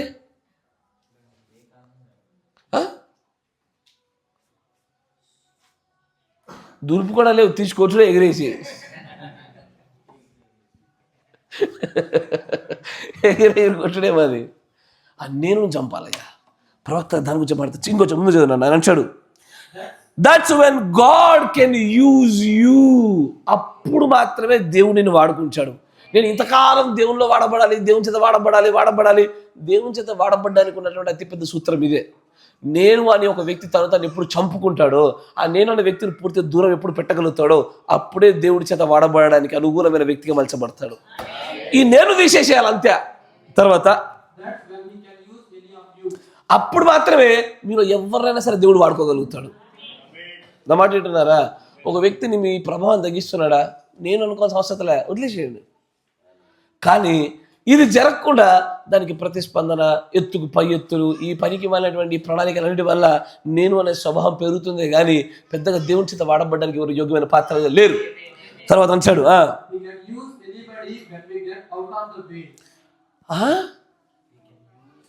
అయ్యా మంచిగా ఉన్నారా? ఈ దీన్ని నేను సార్వత్రిక సంఘస్థాన్ని చూడగలుగుతున్నా. ఆయన అంటాడు, he can use anybody when we get out of the వే. నీవు నేను అనే స్వభావంతో ఏ కాపరైనా సరే, ఆడు పిల్లబచ్చ కాపరైనా సీనియర్ మోస్ట్ కాపరైనా సరే, నేను గట్టా, నేను చేశా, నేను నడిపించా, నా వల్ల నా దగ్గర నేర్చుకున్నారు, నేను నిలబెట్టబడ్డారు, నేను అన్న చోట దేవుడు ఏం చేస్తాడు తెలుసా? వారిని తొలగించి ఎవరినైనా వాడుకుంటాడు అక్కడ. మీరు వింటున్నారా? అసలైన పతనాలు ప్రారంభమయ్యేది అక్కడే. నేను అని మోషే కదా క్రీస్తుని పెట్టాల్సిన చోట క్రీస్తుని పెట్టకుండా తను నేను మీకు నీళ్ళు ఇస్తానని చెప్పుకున్నట్టుగానే ఈ రోజున నేను చేస్తా, నేను గడతా, నేను నడిపిస్తా, నా వల్లే సమూహం తయారైంది, నేను అన్న చోటే దేవుడి యొక్క వినియోగంలో లేకుండా ఎప్పుడూ అవతల పడిపోయబడ్డా మనం. కానీ ఎప్పుడైతే ఒక వ్యక్తి నేను అన్న స్వభావంతో ముందుకు సాగుతాడో వాడిని ఖచ్చితంగా తప్పించి అతడికి బదులుగా అతడి స్థానంలో ఎవరైనా వాడుకోగలుగుతాడు. ఆయన రాళ్ళని సైతం వాడుకోగలుగుతాడు. ఆయన ఈసారిలో ఖచ్చితంగా వాడగలుగుతాడు. నేను అన్న స్వభావం తీసేయాలి. ఇట్లాగే నేను అన్న స్వభావము దావీదులోకి వచ్చింది. ఏం చేశాడు? కొంతకాలం పక్కన పెట్టాడు, అబ్షాలోంకి ఇచ్చాడు. అబ్షాలోం పర్మనెంటా? అబ్షాలోం టెంపరీ జాబే. ఎంతసేపు? అక్కడున్న దావీదులో నేను అనేటువంటి స్వభావం పోయేంత వరకే. మళ్ళీ ఆ గుహలలో ఆడాయిడ తిండి తిప్పలు లేకుండా ఎవడోడితో మాటలు పడి షిమిలాంటితో దుమ్మెత్తి పోయించుకొని నానాగా చాట్లు పడ్డ తర్వాత నేను అని చచ్చిపోయిన తర్వాత అబ్షాలోం ఎగిరిపోయా, మళ్ళీ రాజు ఇప్పట్లాగా తిరిగి వచ్చా. నేనులోనే దాగుందంత. ఎప్పుడైతే నేను అని ఒక వ్యక్తి అంటాడో ఆ వ్యక్తి స్థలంలో, అయ్యా సంఘంలో మీకంటూ ప్రత్యేకమైన స్థలం ఉంటుంది. నేను అన్ని వంటివా ఆ స్థలంలో నిన్ను తొలగింపజేసి నీ స్థలంలో దేవుడు మరొక వ్యక్తిని వాడుకొచ్చాడు. కాపరాలా చేశాడా? ఇతడు తొలగింపబడి మరో వ్యక్తి వస్తాడు. నేను ఉండకూడదు. నేను అత్యంత భయంకరమైన పాపాలు ఇవి. తర్వాత చూడండి, ఇది అనువాదం చేయబడుతున్న వాక్యానికి అత్యంత ఘోరమైనటువంటి ప్రమాదకరమైన విషయం ఇది. తర్వాత చూడా, మనము ఎంతకాలం అయితే మనము అడ్డంగా దేవుడి కార్యాలకు, దేవుడు నెరవేర్పు జరిగించబడుతున్న కార్యాలు అడ్డంగా నిన్ను పెట్టుకుంటావో అప్పటి వరకు నువ్వు ఏ కార్యాన్ని చేయలేవు, జరగదు నీతో. నా మాట పెట్టినారా? తర్వాత మంచిది.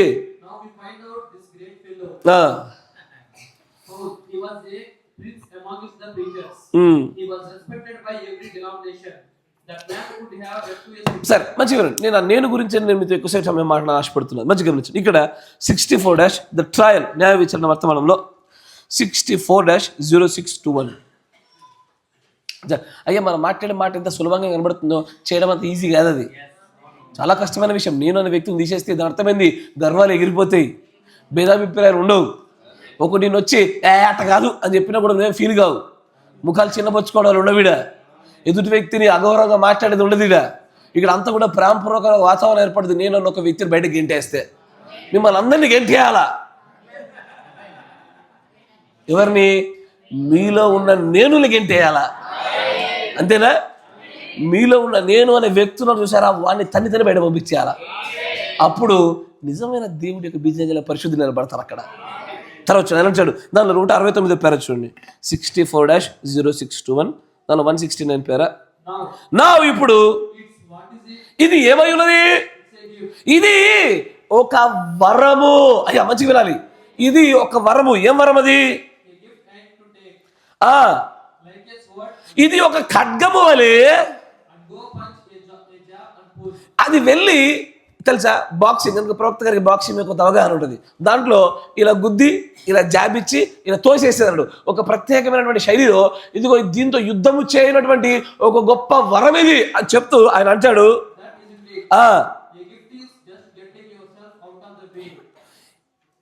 ఒక వరం ఏంటో తెలుసా?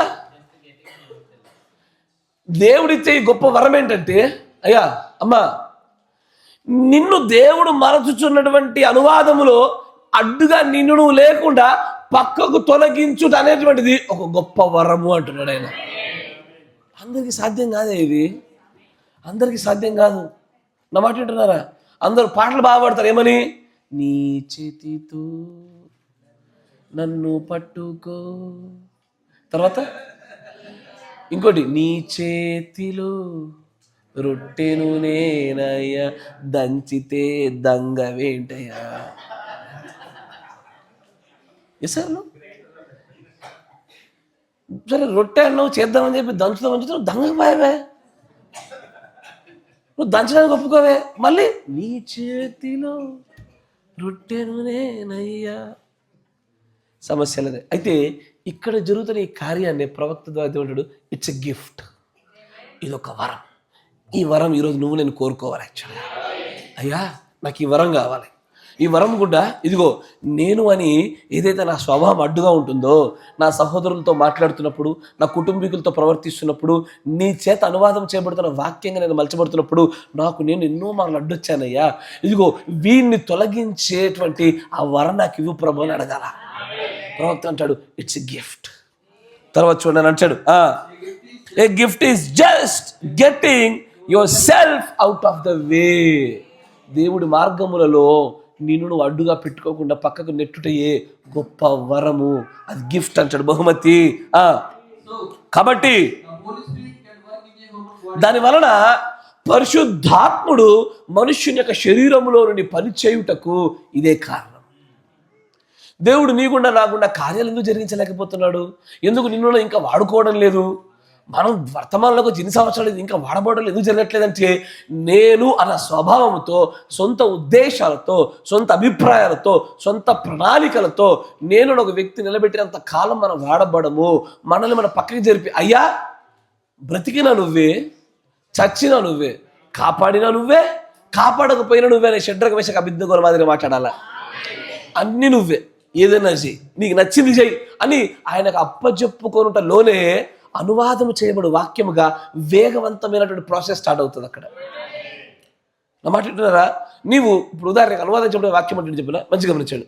ఇప్పుడు సుజన్ ఉంది, దేవుడు సుజన్న నా వధువుగా ఉండును గాక అని ఆయన పలికిన ఆ మాట యొక్క నెరవేర్పు వేగవంతం జరగడానికి కాలానుగుణంగా జరుగుతూ ఉంటుంది. కాలపరిమితితోనే జరుగుద్ది, కాలపరిమితిలో టపక్కని జరగదు. వెలుగు కలుగును గాక అన్నప్పుడు అది జరిగినట్టుగా వధువు జరగదు. వధువుకి కాలపరిమితులు నియమించబడింది. కాలం అనే పరిమాణం పడిపోయింది. ఆమె పడిపోయినప్పుడు ఈమె ఆయన పలికిన వధువుగా మలచబడుటలో తనకు తను అడ్డుగా నిలబడకూడదు. సుజన్నకు అడ్డుగా రాకూడదు. వింటున్నారా? సుజన్నని జయిస్తే చాలు, ఈజీగా సాతాను గడి జయించినట్టే. మీరు వింటున్నారా? అయ్యా మిమ్మల్ని మీరు జయిస్తే చాలు, ఇక అందరూ జయించినట్టే. సాతాను గడి ఎంతయ్యా? అప్పుడు మిమ్మల్ని మీరు జయించిన తర్వాత మీలోనికి పరిశుద్ధాత్ముడు వస్తాడని, ఆ పరిశుద్ధాత్ముడు మిమ్మల్ని వాడుకుంటాడని ఆయన చేసిన వాగ్దానాలు అలాగుండగా ఇక మీలోనికి పరిశుద్ధాత్ముడే వచ్చాక సాతాను కూడా గెలుస్తాడా? గెలవడే. ఇదిగో మిమ్మల్ని మీరు గెలవాలంటే ఆ నేను అనే వ్యక్తిని తీసేయాలా, అదొక వరము, ఇట్స్ ఎ గిఫ్ట్. అందరికీ రాదు, కోరుకోవాలంటాడు ఆయన. తర్వాత చూడండి అంటాడు, నువ్వు ఏదో ఇలాగ చెప్పడానికి ప్రయత్నించకు. దేవుడికే మహిమ, నాకు వరం వచ్చింది, ఆ వరం వచ్చింది అని చెప్పకు అని అంటున్నాడు. హల్లెలూయా. చెప్పబాక ఏం చేయాలంట? అట్లా చెప్పడం వల్ల you will never get it. ఇప్పుడు అమ్మా ఈరోజు నుంచి నీకు నాకు అడ్డుగా ఉన్న మనల్ని తీసేద్దామా? మన నేను వ్యక్తిని తీసేద్దామా? అడుగుదామా? ప్రభువా ఆ నేను వ్యక్తిని తీసేయండి నాయన. పొందుకున్నాము.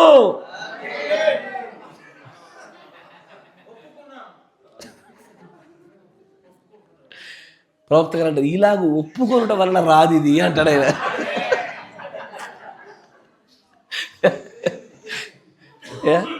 ఆ నేను వ్యక్తిని తీసేయడం కొరకు దేవుడికి మహిమ, ఆ నేను వ్యక్తిని తీసేశాను, నాకు వరం వచ్చేసింది ఇది వచ్చేసినట్టు వచ్చేది కాదు ఇది. తర్వాత చూడు ఎలా అంటాడు, don't try to say glory to God, I got a gift hallelujah, you will never get it. అట్లాని కదా రాదు. If you just know how to let your self go, నీకు తెలిసి ఉండాలా నిన్ను నువ్వు కోల్పోవడం ఎట్లా అన్న విషయం. ఇప్పుడు ఉదాహరణకి నీకు ఉదాహరణ చెప్తా. నేను ఇప్పుడు సరే కూర్చోరే, పాటలు పాడడానికి మరి ముందుకు వచ్చావు. వీడు ఉన్నాడు, వీడికి నేను ఈత నేర్పుతున్నంతసేపు వాడు ఏం చేస్తాడంటే, వాడు ధైర్యం కొరకు నేను పక్కన నిలబడ్డా, వాడు ఇట్లాగా నీళ్ళ మీద పడుకొని కాళ్ళు చేతులు బాగా ఆడిస్తూ ఉంటే వాడు భయపడుతున్నాడు కాబట్టి నా చొక్కాను పట్టుకొని ఆడుతున్న ఒడ్డున ఉండాలి. డాడీకి వచ్చి డాడీ అంటున్నాడు, మమ్మీ అంటున్నాడు, వాడు ఆగుతలేడు గాడు. నేను అన్నా, నీకు ఈత పూర్తి రావాలంటే ఏం చేయాలి తెలుసా? నన్ను వదిలేయాల. నన్ను వదిలేసేవాడికి ఈత వస్తుంది, నేను ఉన్నంతసేపు వాడికి ఈత రాదు. సార్ ఒక ట్యూబులు పెట్టుకుని ఈత కొట్టేది మాత్రం ఈత రాదు. నేర్చుకున్నాను. మీకు ఆటోలకి ఏ ఉదాహరణ చెప్పాలా? మీ అమ్మగారు పక్కన తీసి మాట రాదు, నువ్వు చేస్తే వస్తుంది, అంతేగా. సార్ ఎక్కడో చోట ఎవరైతే ఆ వ్యక్తులు మీకు నేర్పించేవారిగా ఆధారముగా అడ్డుగా నిలబడేవారు ఉన్నారో వారిని తొలగించుట అనేటువంటిది you have to know by your self అని అంటాడు. పొందుకున్నా నాకు వచ్చేసినంత లేదు ఇది. ఇప్పుడు నువ్వు కనుక, నేను మళ్ళీ చెప్తున్నా, ఇప్పుడు ఈరోజు ప్రార్థన అయ్యేటప్పుడు నేను ప్రార్థన చేస్తా కదా, అందరూ ప్రభువా మాలోని మేములను తీసేయండి ప్రభువా అంటుంటే ఆమె అంటారా? అన్న తర్వాత బయటికి వెళ్ళాక భోజనం చేసేటప్పుడు ఎవరో ఒక వ్యక్తికి తక్కువనే పెట్టిర్రు ఒకసారి, అందరికి వడ్డించకుండా ఉండరు ఒకసారి. అందుకే నేను చర్చ దగ్గర తినానేది. మా ఆయన ఊరికి లొల్లిపెట్టి ఇక్కడ తినిపిస్తాడు. అయినా ఈజీగా ఈ నేను అనే వ్యక్తి చాలా డేంజర్ గాడు. ఉత్తగానే ఇట్లా ముక్కు కంటే ముందు ఉంటున్నాడు, అన్నిట్లో తిరుగుతున్నాడు. వాడు వ్యక్తులు కనపడకపోతే వాడు కనపడిపోతాడు. నన్నే అంచాడా. కానీ బాధ ఏంటంటే, ఇది వినడానికి ఎంత సామాన్యంగా ఉందో, దేవుడి యొక్క నెరవేర్పు జరిగించబడిన కార్యములో అడ్డుగా ఉండేది వీడే.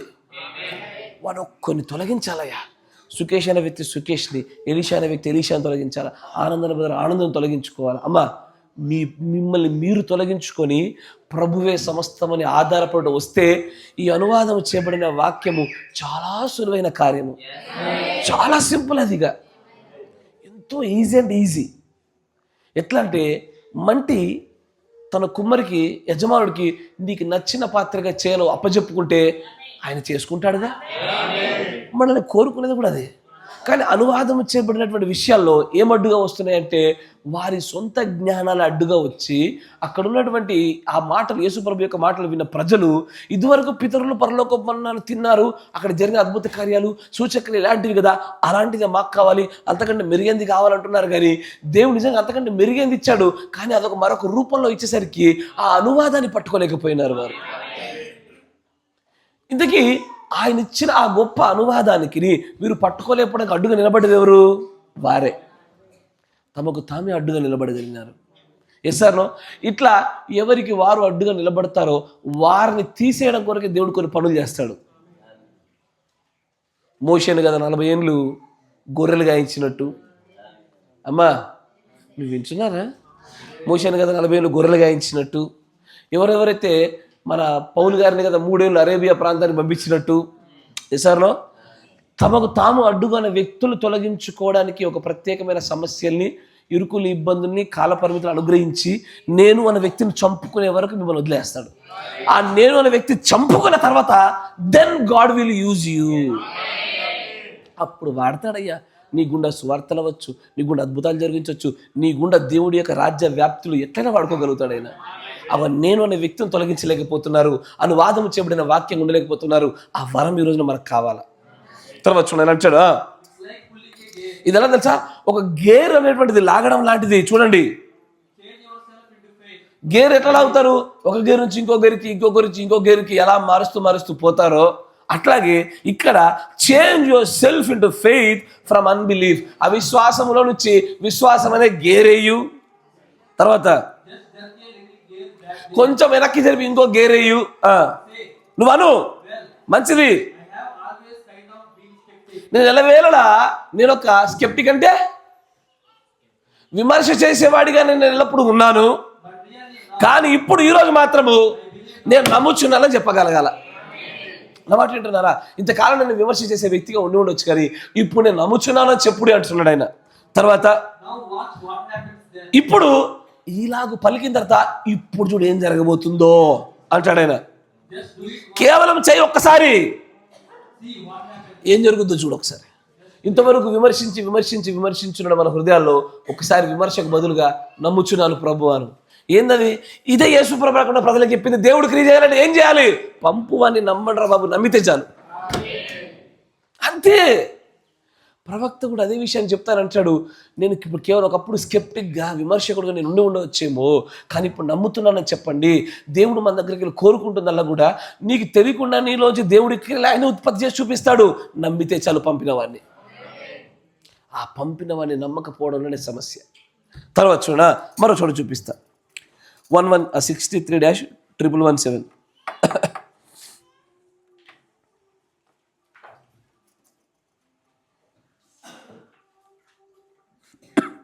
200 పేరు 200. ఇప్పుడు ఒక వరముగా యాజ్ ఐ లీవ్, నేను వెళ్ళిపోబోతుండగా మీకు ఒక రహస్యాన్ని చెప్తా. అమ్మ, ఒక వరముగా ఒక రహస్యం చెప్పనా? ఎట్లుంటది? ప్రవక్త లాంటి వ్యక్తి, ఎవడో నక్షత్రము, ఇది నేను పోతుండగా మీకు రహస్యం చెప్తా అంటే ఎట్లుంటది? వామ్మో, ఏం రహస్యం ఇది! ఆసక్తి ఉంటుంది. ఎసారో మీకు లేదా? అమ్మ సిస్టర్ మరోసారి నిలబడతారా? నన్ను చూడండి, జాగ్రత్త. అయితే నేను వెళ్ళబోతుండగా మీకు రహస్యాన్ని చెప్తా చూడండి అంటాడు. మీరు ఎంతగానో మంచివారిగాను మధురముగా మీరు ఉంటుంది. నేను దీన్ని ఎప్పుడు ఎంతగానో పెద్దగా దీన్ని ఎక్స్ప్రెస్ అంటే నేను బయటకు చెప్పలే. మీరు మంచివారని, మీరు మంచి గుంపని నేను ఎప్పుడు బయటకు చెప్పలే, కానీ నాకు తెలుసు. కానీ దానికంటే ముందుగా brother Brahm, what is that gift? ఏదో గిఫ్ట్ అంటే ఏందా గిఫ్ట్?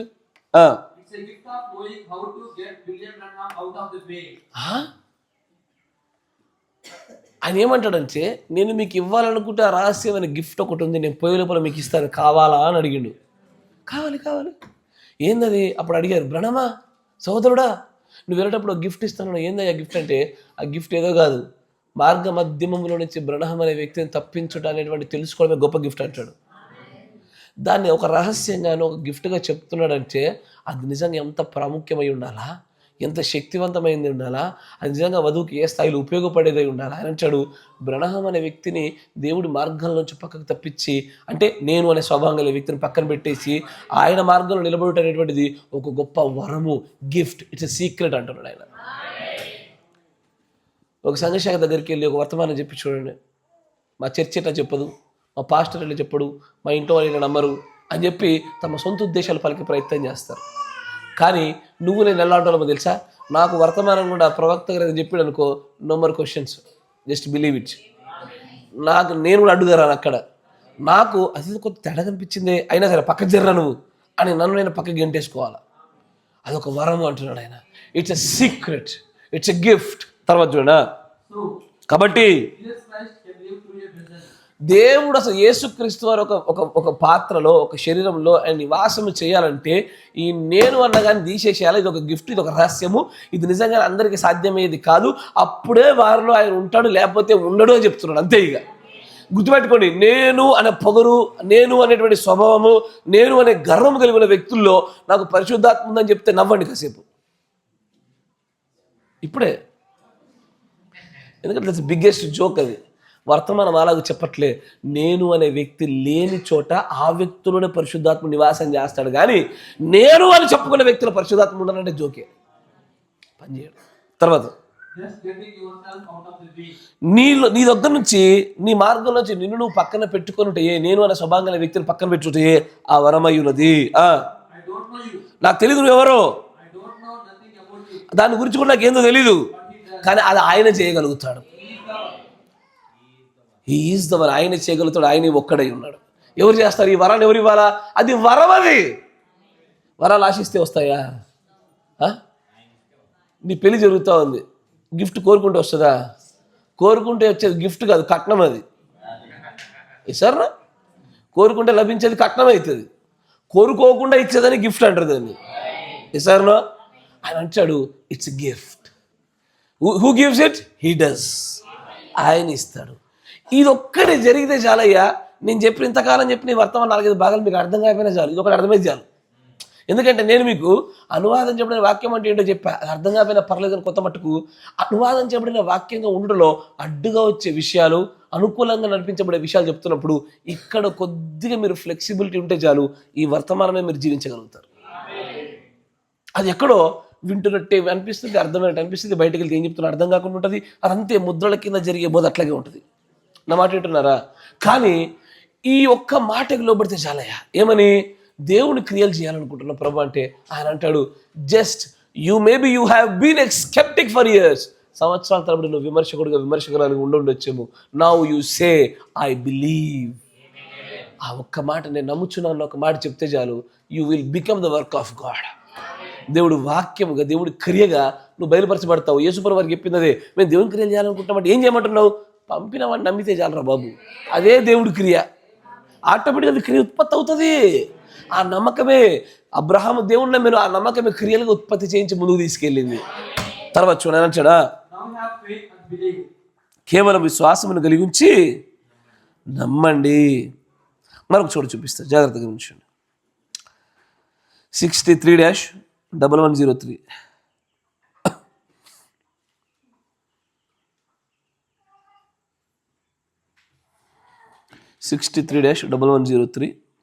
దాని 135 పేరు చూడండి. అమ్మ ఆసక్తిగానే ఉన్నారా? ఎందుకంటే 6 అయింది, 6 వారు అయిపోగొట్టు అనుకుంటారు, మొహాలు పెడతారు. అట్లా పెట్టకూడదు ఈరోజు. 135 పేర Jesus said to them, యేసు ప్రభు వారికి చెప్పినాడు, search the scriptures, లేఖనములను వెతకండి. for in them you think you have, మీరు నమ్ముచున్నారుగా లేఖనములు యందే నిత్య జీవమున్నదని, వాటిలోనే వెతకండి. and they are they that testify of. అవే నన్ను గురించి సాక్ష్యం ఇచ్చుచున్నాయి. They tell you what I am. అవి చెప్తాయి నేనేమై ఉన్నానన్న సంగతి. ఎంత అద్భుతమైన తెలుసా, వివరణ తెలుసా? సూచన అడిగేవాడికి, జ్ఞానాన్ని అడిగేవాడికి, అద్భుతాలు అడిగేవాడికి ఆయన చెప్తున్నటువంటి, ఆయన ఏమంటాడంటే, ఒరే నాయనా, నేను అనువాదం చేయబడిన ప్రవచనాన్ని, నా అనువాదాన్ని గురించి మీకు ఏమైనా కావాల్సి వస్తే ఆ అనువాదం ఎక్కడి నుంచి వచ్చింది ఆ లేఖనాలు చూడ అంటున్నాడు ఆయన. ఇప్పుడు సర్వ సృష్టి కలిగింది దేని చేత అయ్యా? భూమి దేని చేత కలిగింది? వెలుగు కాదు, వెలుగు కమ్మని పలక వెలుగు కలిగింది. అడిగే భూమి ఆకాశంలో ఎట్లా కలిగినాయి? నేను మళ్ళీ అడుగుతున్నా, నేను అడిగింది వెలుగు ఎట్లా కలిగింది? పలుకు వలన. భూమి ఆకాశాలు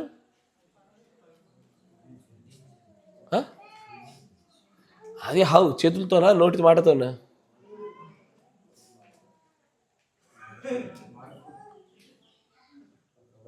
ఎర్ర పిల్లలు మీరు ఇంటర్ గారా వాక్యాలు? అరే పిల్లలు, వీళ్ళందరూ అవుట్ ఆఫ్ కవరేజ్ అయిపోయారు. వీళ్ళంతా భూమి ఆకాశాలు ఎట్లా కలగబడ్డాయి? చేతులతోనా, నోటి మాటతోనే? వాక్యం చూపాడు. నోటి మాట వల్లనే, హెబ్రీ పత్రికలో ఉంటుంది, డోంట్ వరీ, నోటి మాట వలనే సమస్తం సృష్టించబడిన, దాని గురించి పక్కకెళ్ళగాని. కానీ నోటి మాట వలన కలిగిన సృష్టిలాగే ఆ మాట యొక్క ప్రవచన అనువాదం నేను యేసుప్రభువుకి అదే చెప్తున్నాడు.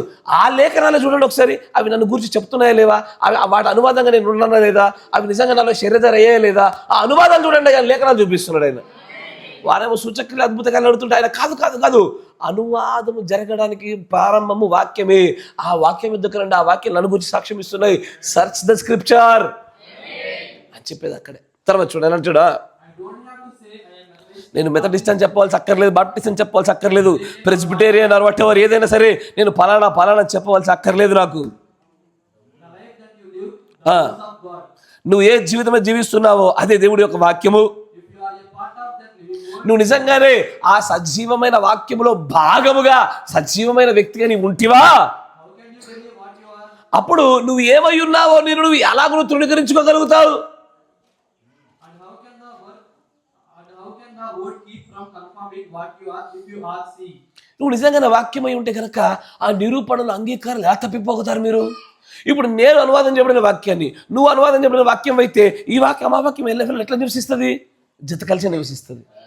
వాక్యాన్ని హక్కును చేర్చుకుంటుంది. నేను వాక్యమై ఉండగా నువ్వు అనువాదం చెప్పిన వాక్యం కాకపోతే నేను నీకు అర్థం కాకుండా పోతున్నాను అనేది అంటాడు. You go back to the scripture. లేఖనాల దగ్గరికి వెళ్ళి చూడండి అయ్యా, వాటి అనువాదంగా నేను ఉన్నా లేదా.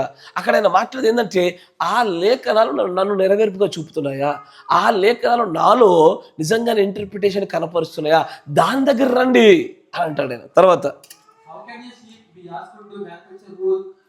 He can't manufacture wool. As long as he is a sheep, he wear wool because he is a sheep. ఇప్పుడు ఒక గొర్రె దగ్గరకు వచ్చి నువ్వు గొర్రెవా కాదా అని అడగడం ఏంది? గొర్రె అది ఎల్లవేళ ఉన్నినిచ్చేది ఇస్తూ ఉంటుంది. సర్నో తర్వాత అని అంటాడు, A man don't have to work of nothing. He is Christian. He is because he is. That's what he is made up of. He is a Christian by nature. అయ్యా మీరు క్రైస్తవులను చూపించండి నాకు. మీరు క్రైస్తవులా? మీరు క్రైస్తవులేనా? చూపించండి. దాని అన్నాడు ప్రవక్త, క్రైస్తవుడు చూపించుకోవడం ఏంటి? క్రైస్తవుడు కనపరచుకోవడం ఏంటి? క్రైస్తవుడే. వాడు చూపించుకోవడం ద్వారా క్రైస్తవుడు కాదు, వాడు బైబర్త్ క్రైస్తవుడు. ఇప్పుడు ఎట్లుందంటే ఫిష్ దగ్గరికి వెళ్ళి నువ్వు ఫిష్ చెప్పు నాకు ఎట్లా అంటే ఎట్లుంటుంది అది? చేపల మన దగ్గరికి వెళ్ళి చేప చూపించుకో, అమ్మ ఈ చేప అయినా అడుగు, ఏమంటారు? బహుశా నువ్వు ఫస్ట్ టైం కొంటున్నావు అనుకుంటే చేపలు ఎప్పుడు తిన్నవారా అంటారు వాళ్ళు. ఎసారు ప్రవక్త చెప్పినదే. ఒక క్రైస్తవుని జీవం కలిగినటువంటి బీజం కలిగిన వ్యక్తిని కూడా అలాంటి వాడే చూస్తే దొరికిపోతాడు, తెలిసిపోతుంది అక్కడ. తర్వాత చూడండి అంటాడు, ఒక ఆపిల్ చెట్టే ఎందుకంటే అది ఆపిల్ చెట్టు కాబట్టి. దానికి వేరే ఇంటర్ప్రిటేషన్ ఏం చెప్తారు మీరు? దానికి వేరే వివరణ, వేరే అనువాదం ఏం చెప్తారు? అయ్యా ఇప్పుడు చూడండి, మీరు వంటల్లో ఇట్లా వేస్తారా? కారం తర్వాత నెక్స్ట్ ఏం వేస్తారు? ఫస్ట్ ఉల్లిపాయల తర్వాత ఏం వేస్తారమ్మా? ఏమేస్తారు తల్లి?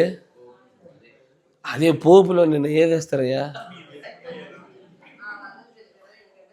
తర్వాత పొడిలా ఉంటాయి చూడండి. సరే నేనే చెప్తాను, లేకపోతే మీరు మొత్తం వంటంతా చెప్పేటట్టున్నారు ఒక్కడి తప్ప. నేను అడుగుతాను, పసుపు చూపించాను మీకు. అమ్మ ఈ పసుపు ఏ కలర్లో ఉందని ఏం చెప్తారు? అదేంది? ఇప్పుడు మీరు చెప్పింది ప్రవక్త చెప్పింది అదే అని అంటాడు. Apple tree why? Because it's apple tree. A Christian is a Christian why? Because is a Christian. పసుపు ఏ కలర్లో ఉంది? పసుపులో ఉండడం ఏంటి? అరే ఇదే కలర్ ఉందిరా, డబ్బా కలర్లో లేదుగా. మీకు అర్థమైందా? చొక్కా ఏ కలర్లో ఉంది? చొక్కా కలర్లో ఉండాలిగా. కాదు, వెన్ యూ కమ్ టు పసుపు డిఫరెంట్ స్టోరీ. ఇది పసుపు ఏ కలర్లో ఉంటుంది? ఎందుకు? పసుపు కాబట్టి. మీకు అర్థమైనా వచ్చేసింది. ఇక ప్రవక్త అంటాడు, ఏమంటాడు? A apple tree because it's apple tree.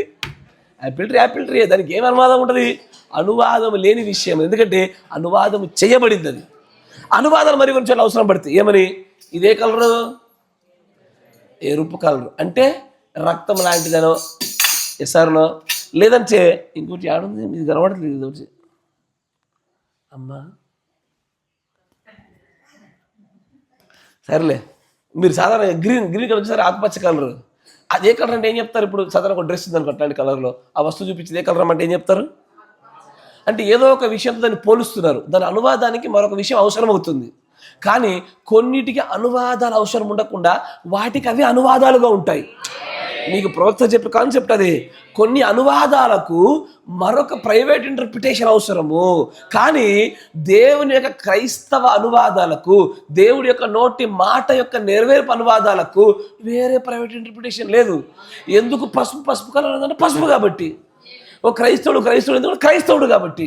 నువ్వు దాన్ని మరొక రీతిగా ప్రైవేట్ ఇంటర్ప్రిటేషన్ చేయడానికి వీల్లేదు.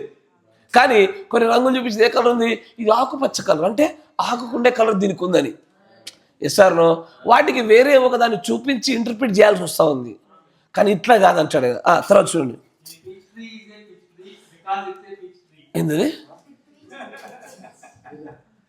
పీచ్. పీచ్ అంటే తెలుసుగా, దాన్ని ఏం కాయ అంటారు? పీచ్. పీచ్ పండు తెలుసా? తెలుగులో ఏమంటారు దాన్ని? సరే వడ్డీ కొందాం, మన అల్లం నేరేడు పండు అనుకుందాం. దగ్గర ఉంటుంది కొద్దిగా గింజ లోపల. ఒక అల్లం నేరేడు పండే. ఎందుకు? అల్లం నేరేడు పండు కాబట్టి. ఎందుకు? దానికి ఇంకే అనువాదం లేదు. ఇప్పుడు అయ్యా ఒక యాపిల్ తీసుకొచ్చిన, ఇదేందని అడిగినా, ఎందుకు ఇది యాపిల్ అన్నా, ఇది ఎందుకు యాపిల్ అంటే ఏం చెప్తారు మీరు? ఇది ఏందంటే చెప్తారు, కానీ ఇది ఎందుకు యాపిల్ అని అడిగాను. ఇది ఎందుకు యాపిల్ అంటే నువ్వు చెప్పలేదు. బికాజ్ యాపిల్ కాబట్టి యాపిల్. అది ఇక్కడ మీకు అర్థం కావాలి. మనం అనువాదం చేయబడుతున్న వాక్యంగా, వచనంగా మలచబడుతున్న మన పరిస్థితి కూడా అంతే. ఎస్ఆర్లో పరిశుద్ధాత్మ మీకు సహాయం చేయను గాక. తర్వాత చూడండి,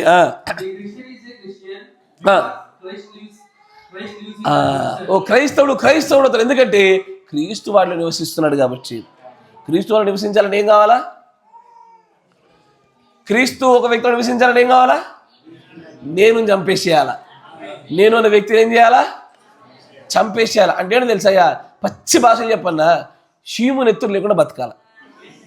అంతే, వెరీ సింపుల్. వాక్య విషయమై బ్రతుకు కొరకు నేను చెప్పేది పిచ్చి పిచ్చి కోసం కాదు. వాక్య విషయమై లేఖనానుసారంగా జీవించుట కొరకై రోషములను చీము నెత్తులను చంపుకొని బ్రతుకుట. శిష్యులు చేసినదే.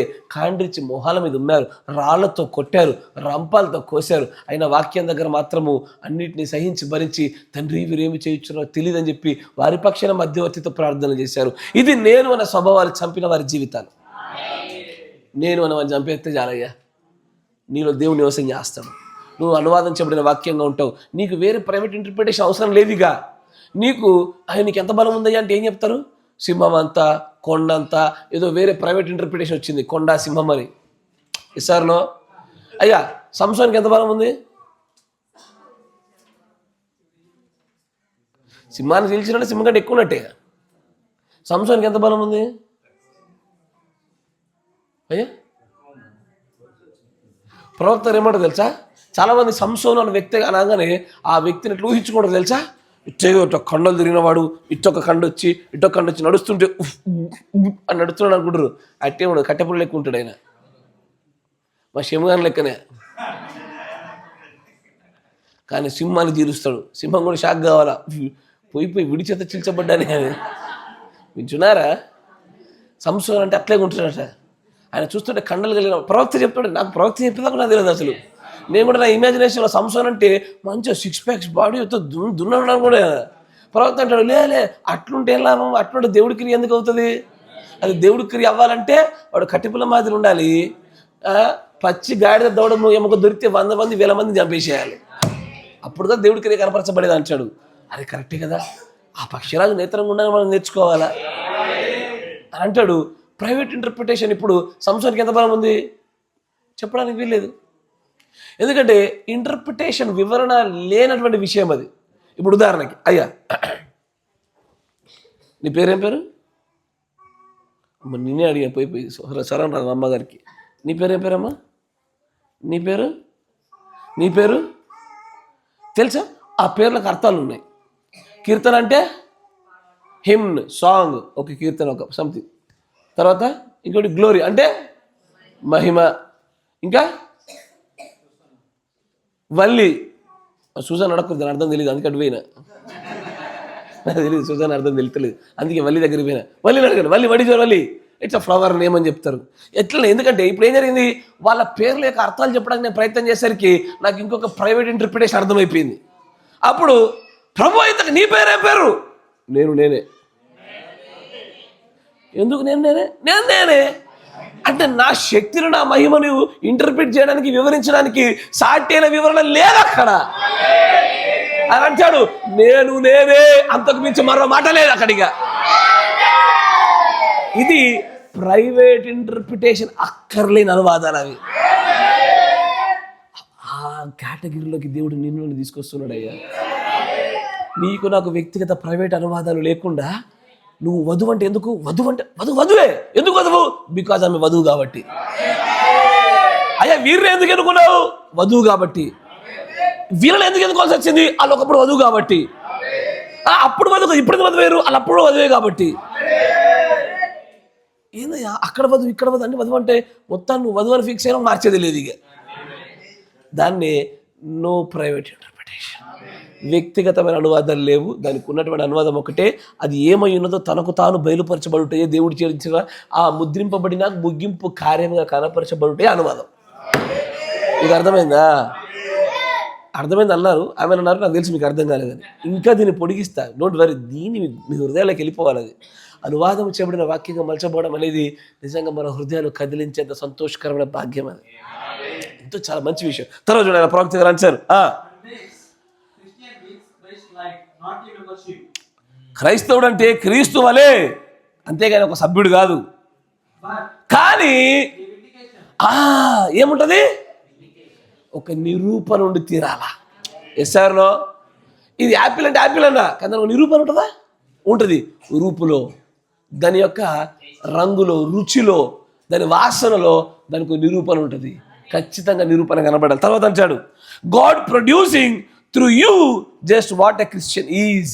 నీ గుండానే ఈ ప్రపంచానికి క్రైస్తవ్యం అంటే ఏంటో అనువాదాన్ని చూపించాలని ఆశపడుతున్నాడు ఆయన. నాకు ఒకసారి మా దోస్తు ఇటాకి ఫోన్ చేసి, క్రైస్తవులు అంతా ఇంతే, అంత డబ్బుల కోసం క్రైస్తవం అంటారు, ఒక్కడు చక్కగా లేడు అంటే నేను ఒకటే మాట అన్నా, ఒక్కడు చక్కగా లేకపోయిండొచ్చు కదా, క్రైస్తవులు అట్లాంటి కాదు.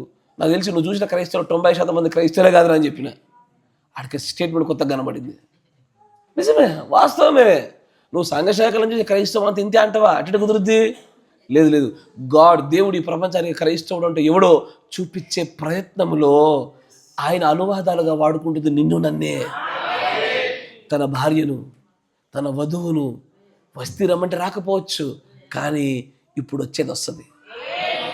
నా అనువాదమైన వాక్యముగా, నా సంపూర్తి చేయబడిన కార్యముగా, నా నిరూపణగా ఆయన ప్రవేశపెట్టేప్పుడు నిలబడి తీరుద్దామే. ఇంకొచ్చి ముందు రండి, చదవండి. ఆయన అంటాడు, ఇది అది నువ్వే. అయ్యా ఇంత చెప్పింది దేనికో తెలుసా? ఆయన మార్గములో నిన్ను నువ్వు తొలగించుకొనుటలోనే దేవుడు నిన్ను అనువాదము చేయుచున్న క్రైస్తవుడిగాను, భార్యగాను, విశ్వాసిగాను, పరిశుద్ధాత్మత నింపబడినటువంటి హృదయం గల మనుషుడిగాను నిన్ను తయారు చేయడానికి ఉన్నటువంటి ఏకైక మార్గము నేను అనే స్వభావాన్ని కొట్టేసుకోవడమే. నేనేంది గిల్లతో తిరగడం ఏంది, నేనేంది గిల్ల పక్కన కూర్చోడం ఏంది, నేనేంది నేను ఈ నేను ఉన్న వ్యక్తిని చూడగానే అర్థమైపోద్ది ఎత్తబాటు జరగదు, వాళ్ళలో పరిశుద్ధాత్మ లేదు. ఫిక్స్.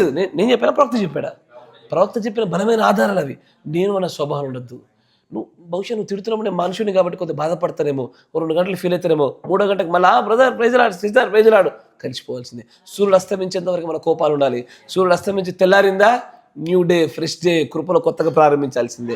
ఇక అయిపోయా గతాన్ని గుర్తుపెట్టుకొని చేసేది ఏం లేదు. ఇక చిన్నపిల్లలంటే మనస్తత్వం కలిగే వారు అలాగే ఉండాలి.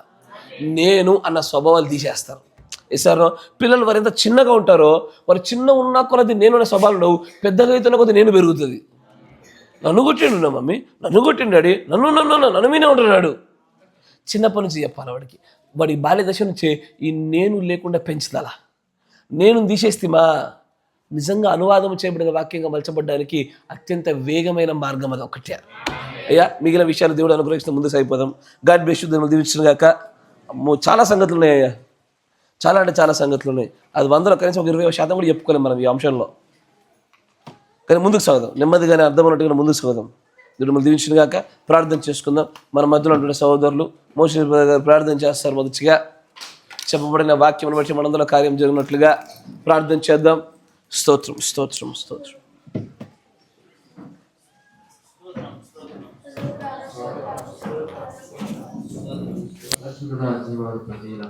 తండ్రి ఇంతవరకు మాతో మాట్లాడిన విధంగా కృతజ్ఞత వందనాలు చెల్లించండి. నిజమే తండ్రి ప్రభా, మరి నాయన ఇదిగో తండ్రి ప్రభా, అనువాదం చేయబడినటువంటి ఆ వాక్యము తండ్రి ప్రభా, మధువైనటువంటి మేమై ఉంటుండగా నాయన నీలో మేము ఎక్కడ ఉన్నామో తండ్రి ప్రభా, మరి నాయన నీ గుణలక్షణాల్లో తండ్రి ప్రభా, మరి నాయన నీ యొక్క స్వారూప్యంలో మేము ఎక్కడ ఉన్నామో మాతో మాట్లాడిన విధానం బట్టి నీకు స్తోత్రములు. నిజమే తండ్రి ప్రభా, నేను అనేటువంటి స్వభావం చేత తండ్రి ప్రభా ఇదిగో నీ కార్యాలకు అనేకముగా అడ్డుగా ఉన్నటువంటి మేము తండ్రి ప్రభువా అయ్యా మమ్మల్ని క్షమించవలసిందిగా ప్రార్థించున్నాను. అయ్యా మీ రక్తంలో కడగవలసిందిగా ప్రార్థిస్తున్నాము. అయ్యా ప్రవక్త లాంటి వారే తండ్రి ప్రభువా ఓ గొప్ప దేవానికి స్తోత్రము చెల్లించున్నాము. ఆ యొక్క గొప్ప రహస్యమైనటువంటి గిఫ్ట్ ఏదనగా ప్రభా మరి నాయన బ్రెనహాం అనే నేను ఆ యొక్క దేవుని కార్యాలు బయలుపరుచుండగా అడ్డుగా ఉండకుండా ఉన్నది అని చెప్పాడు ప్రభా. ఓ దేవానికి వందనాలు చెల్లించున్నాము తండ్రి ప్రభా. ఈ విలువైన సంగతులు మర్మయుక్తమైనటువంటి సంగతులు తండ్రి ప్రభువా నీలో తండ్రి ప్రభా కట్టుకున్నటకు తండ్రి ప్రభువా ఇదిగో నాయన తండ్రి ప్రభువా అనువదించబడినటువంటి వాక్యం తండ్రి ప్రభువా బయలుపడుచుండగా ప్రభువా మాలో క్రియ జరిగించమని ప్రార్థిస్తా ఉన్నాను. అనే స్వభావం దూరపరచవలసిందిగా ప్రార్థిస్తున్నాను. ఓ ప్రభువా మన నాయన మేము నిజంగా తండ్రి ప్రభువా అనుకూలము అయోగ్యులము తండ్రి ప్రభువా ఎన్నిక లేనటువంటి వారం ప్రభువా ఆయనను నీ కృప చేతను నీ వాత్సల్యం చేతను ప్రభువా ఓ నాయన ఈ సంగతుల చేత తండ్రి ప్రభువా మమ్మల్ని సంధించిన రీతిని బట్టి నీ కుమిత హృదయంతో కృతజ్ఞత స్తోత్రము చెల్లించున్నాము. జీవితాలను మా బ్రతుకులను కట్టవలసిందిగా ప్రార్థిస్తున్నాము. ఓ ప్రభువా నాయన నువ్వు అనువాదం చేయబడినటువంటి వాక్యం కూడా తండ్రి ప్రభువా అది తండ్రి ప్రభువా నెరవేర్పులోను తండ్రి ప్రభువా మరి నాయన ప్రత్యక్షతలోను తండ్రి ప్రభువా కాల పరిమితుల్లోను తండ్రి ప్రభువా ఆ 6 బయలుపరచబడినటువంటి ఆ విషయాలు కూడా తండ్రి ప్రభువా నిరూపితమై ఉంటుండగా ప్రభువా అన్నింటినీ తండ్రి ప్రభువా మాలో క్రియ జరిగించవలసిందిగా ప్రార్థిస్తాను. దేవా మీరు తండ్రి ప్రభువా ఈ చిన్న సంఘం పట్ల మీరు చూపించున్నటువంటి కృపకై మీకు వందనాలు చెల్లించి ఉంటున్నాను. ఈ వాక్యం తండ్రి ప్రభా మాలో తండ్రి ప్రభువా ఇదిగో తండ్రి ప్రభా కార్యరూపంగా దాల్చి శరీరంలో తండ్రి ప్రభా దాల్చమని ప్రార్థిస్తా ఉంటున్నాను. అలాంటి కృపా భాగ్యం అందరి పైన కుమరింపజేయమని ప్రార్థిస్తాను. సహాయం చేయి తండ్రి నాయన ఇదిగో నాయన తండ్రి ప్రభా నీ ఆత్మ చేత తండ్రి ప్రభా నిన్న సమయంలో అంతా కూడా తండ్రి ప్రభా నడిపించి మహిమయో ఘనతయో ప్రభావాలు మీరు పొందుకోమని ప్రభువైన యేసుక్రీస్తు నామములో ప్రార్థన చేయించున్నాము.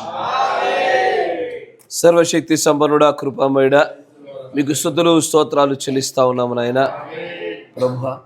నిజముగానే ఈ సంగతులు అనేకుల కంచికి సామాన్యముగాను మరికొంతమందికి ప్రభు సంక్లిష్టంగా కనబడుతున్నప్పటికీ నీ పరిశుద్ధాత్మ అభిషేకం మాత్రమే మేము ఇలాగ అనువదించబడినటువంటి వాక్యాలుగా జీవించడం కావాల్సిన సత్యాలు పొందుకోగలుగుతాము. దయచేసి నాయన ఆ సంగతులను ఈ ప్రియమైనటువంటి నీ చిన్న గుంపులో వాటిని నిజంగానే పెట్టమని ప్రార్థిస్తా ఉన్నాను నాయన. నిజంగానే వీరి కోసమే సర్వ సృష్టియు, వీరి కోసమే దూతలను, వీరి కోసమే ప్రణాళికలను, వీరి కోసమే మహిమలు అద్భుతాలు సూచక్రియలు ఈ సృష్టి మొత్తం తగులబడి అంతా కూడా చేయబడింది వీరి కొరకు మాత్రమై ఉండగా మీరు అనువాదము చేయబడుతున్న ప్రభువా అద్భుతమైన కార్యముగా మీరు మలచమని ప్రార్థిస్తా ఉన్నాను. ఆయన మీరు అనువాదం చేయబడుతుండగా వీరికి వీరుగా మాకు మేముగా ఎన్నడూ అడ్డు లేకుండా ఉండే భాగ్యం మాకు దయచేయండి.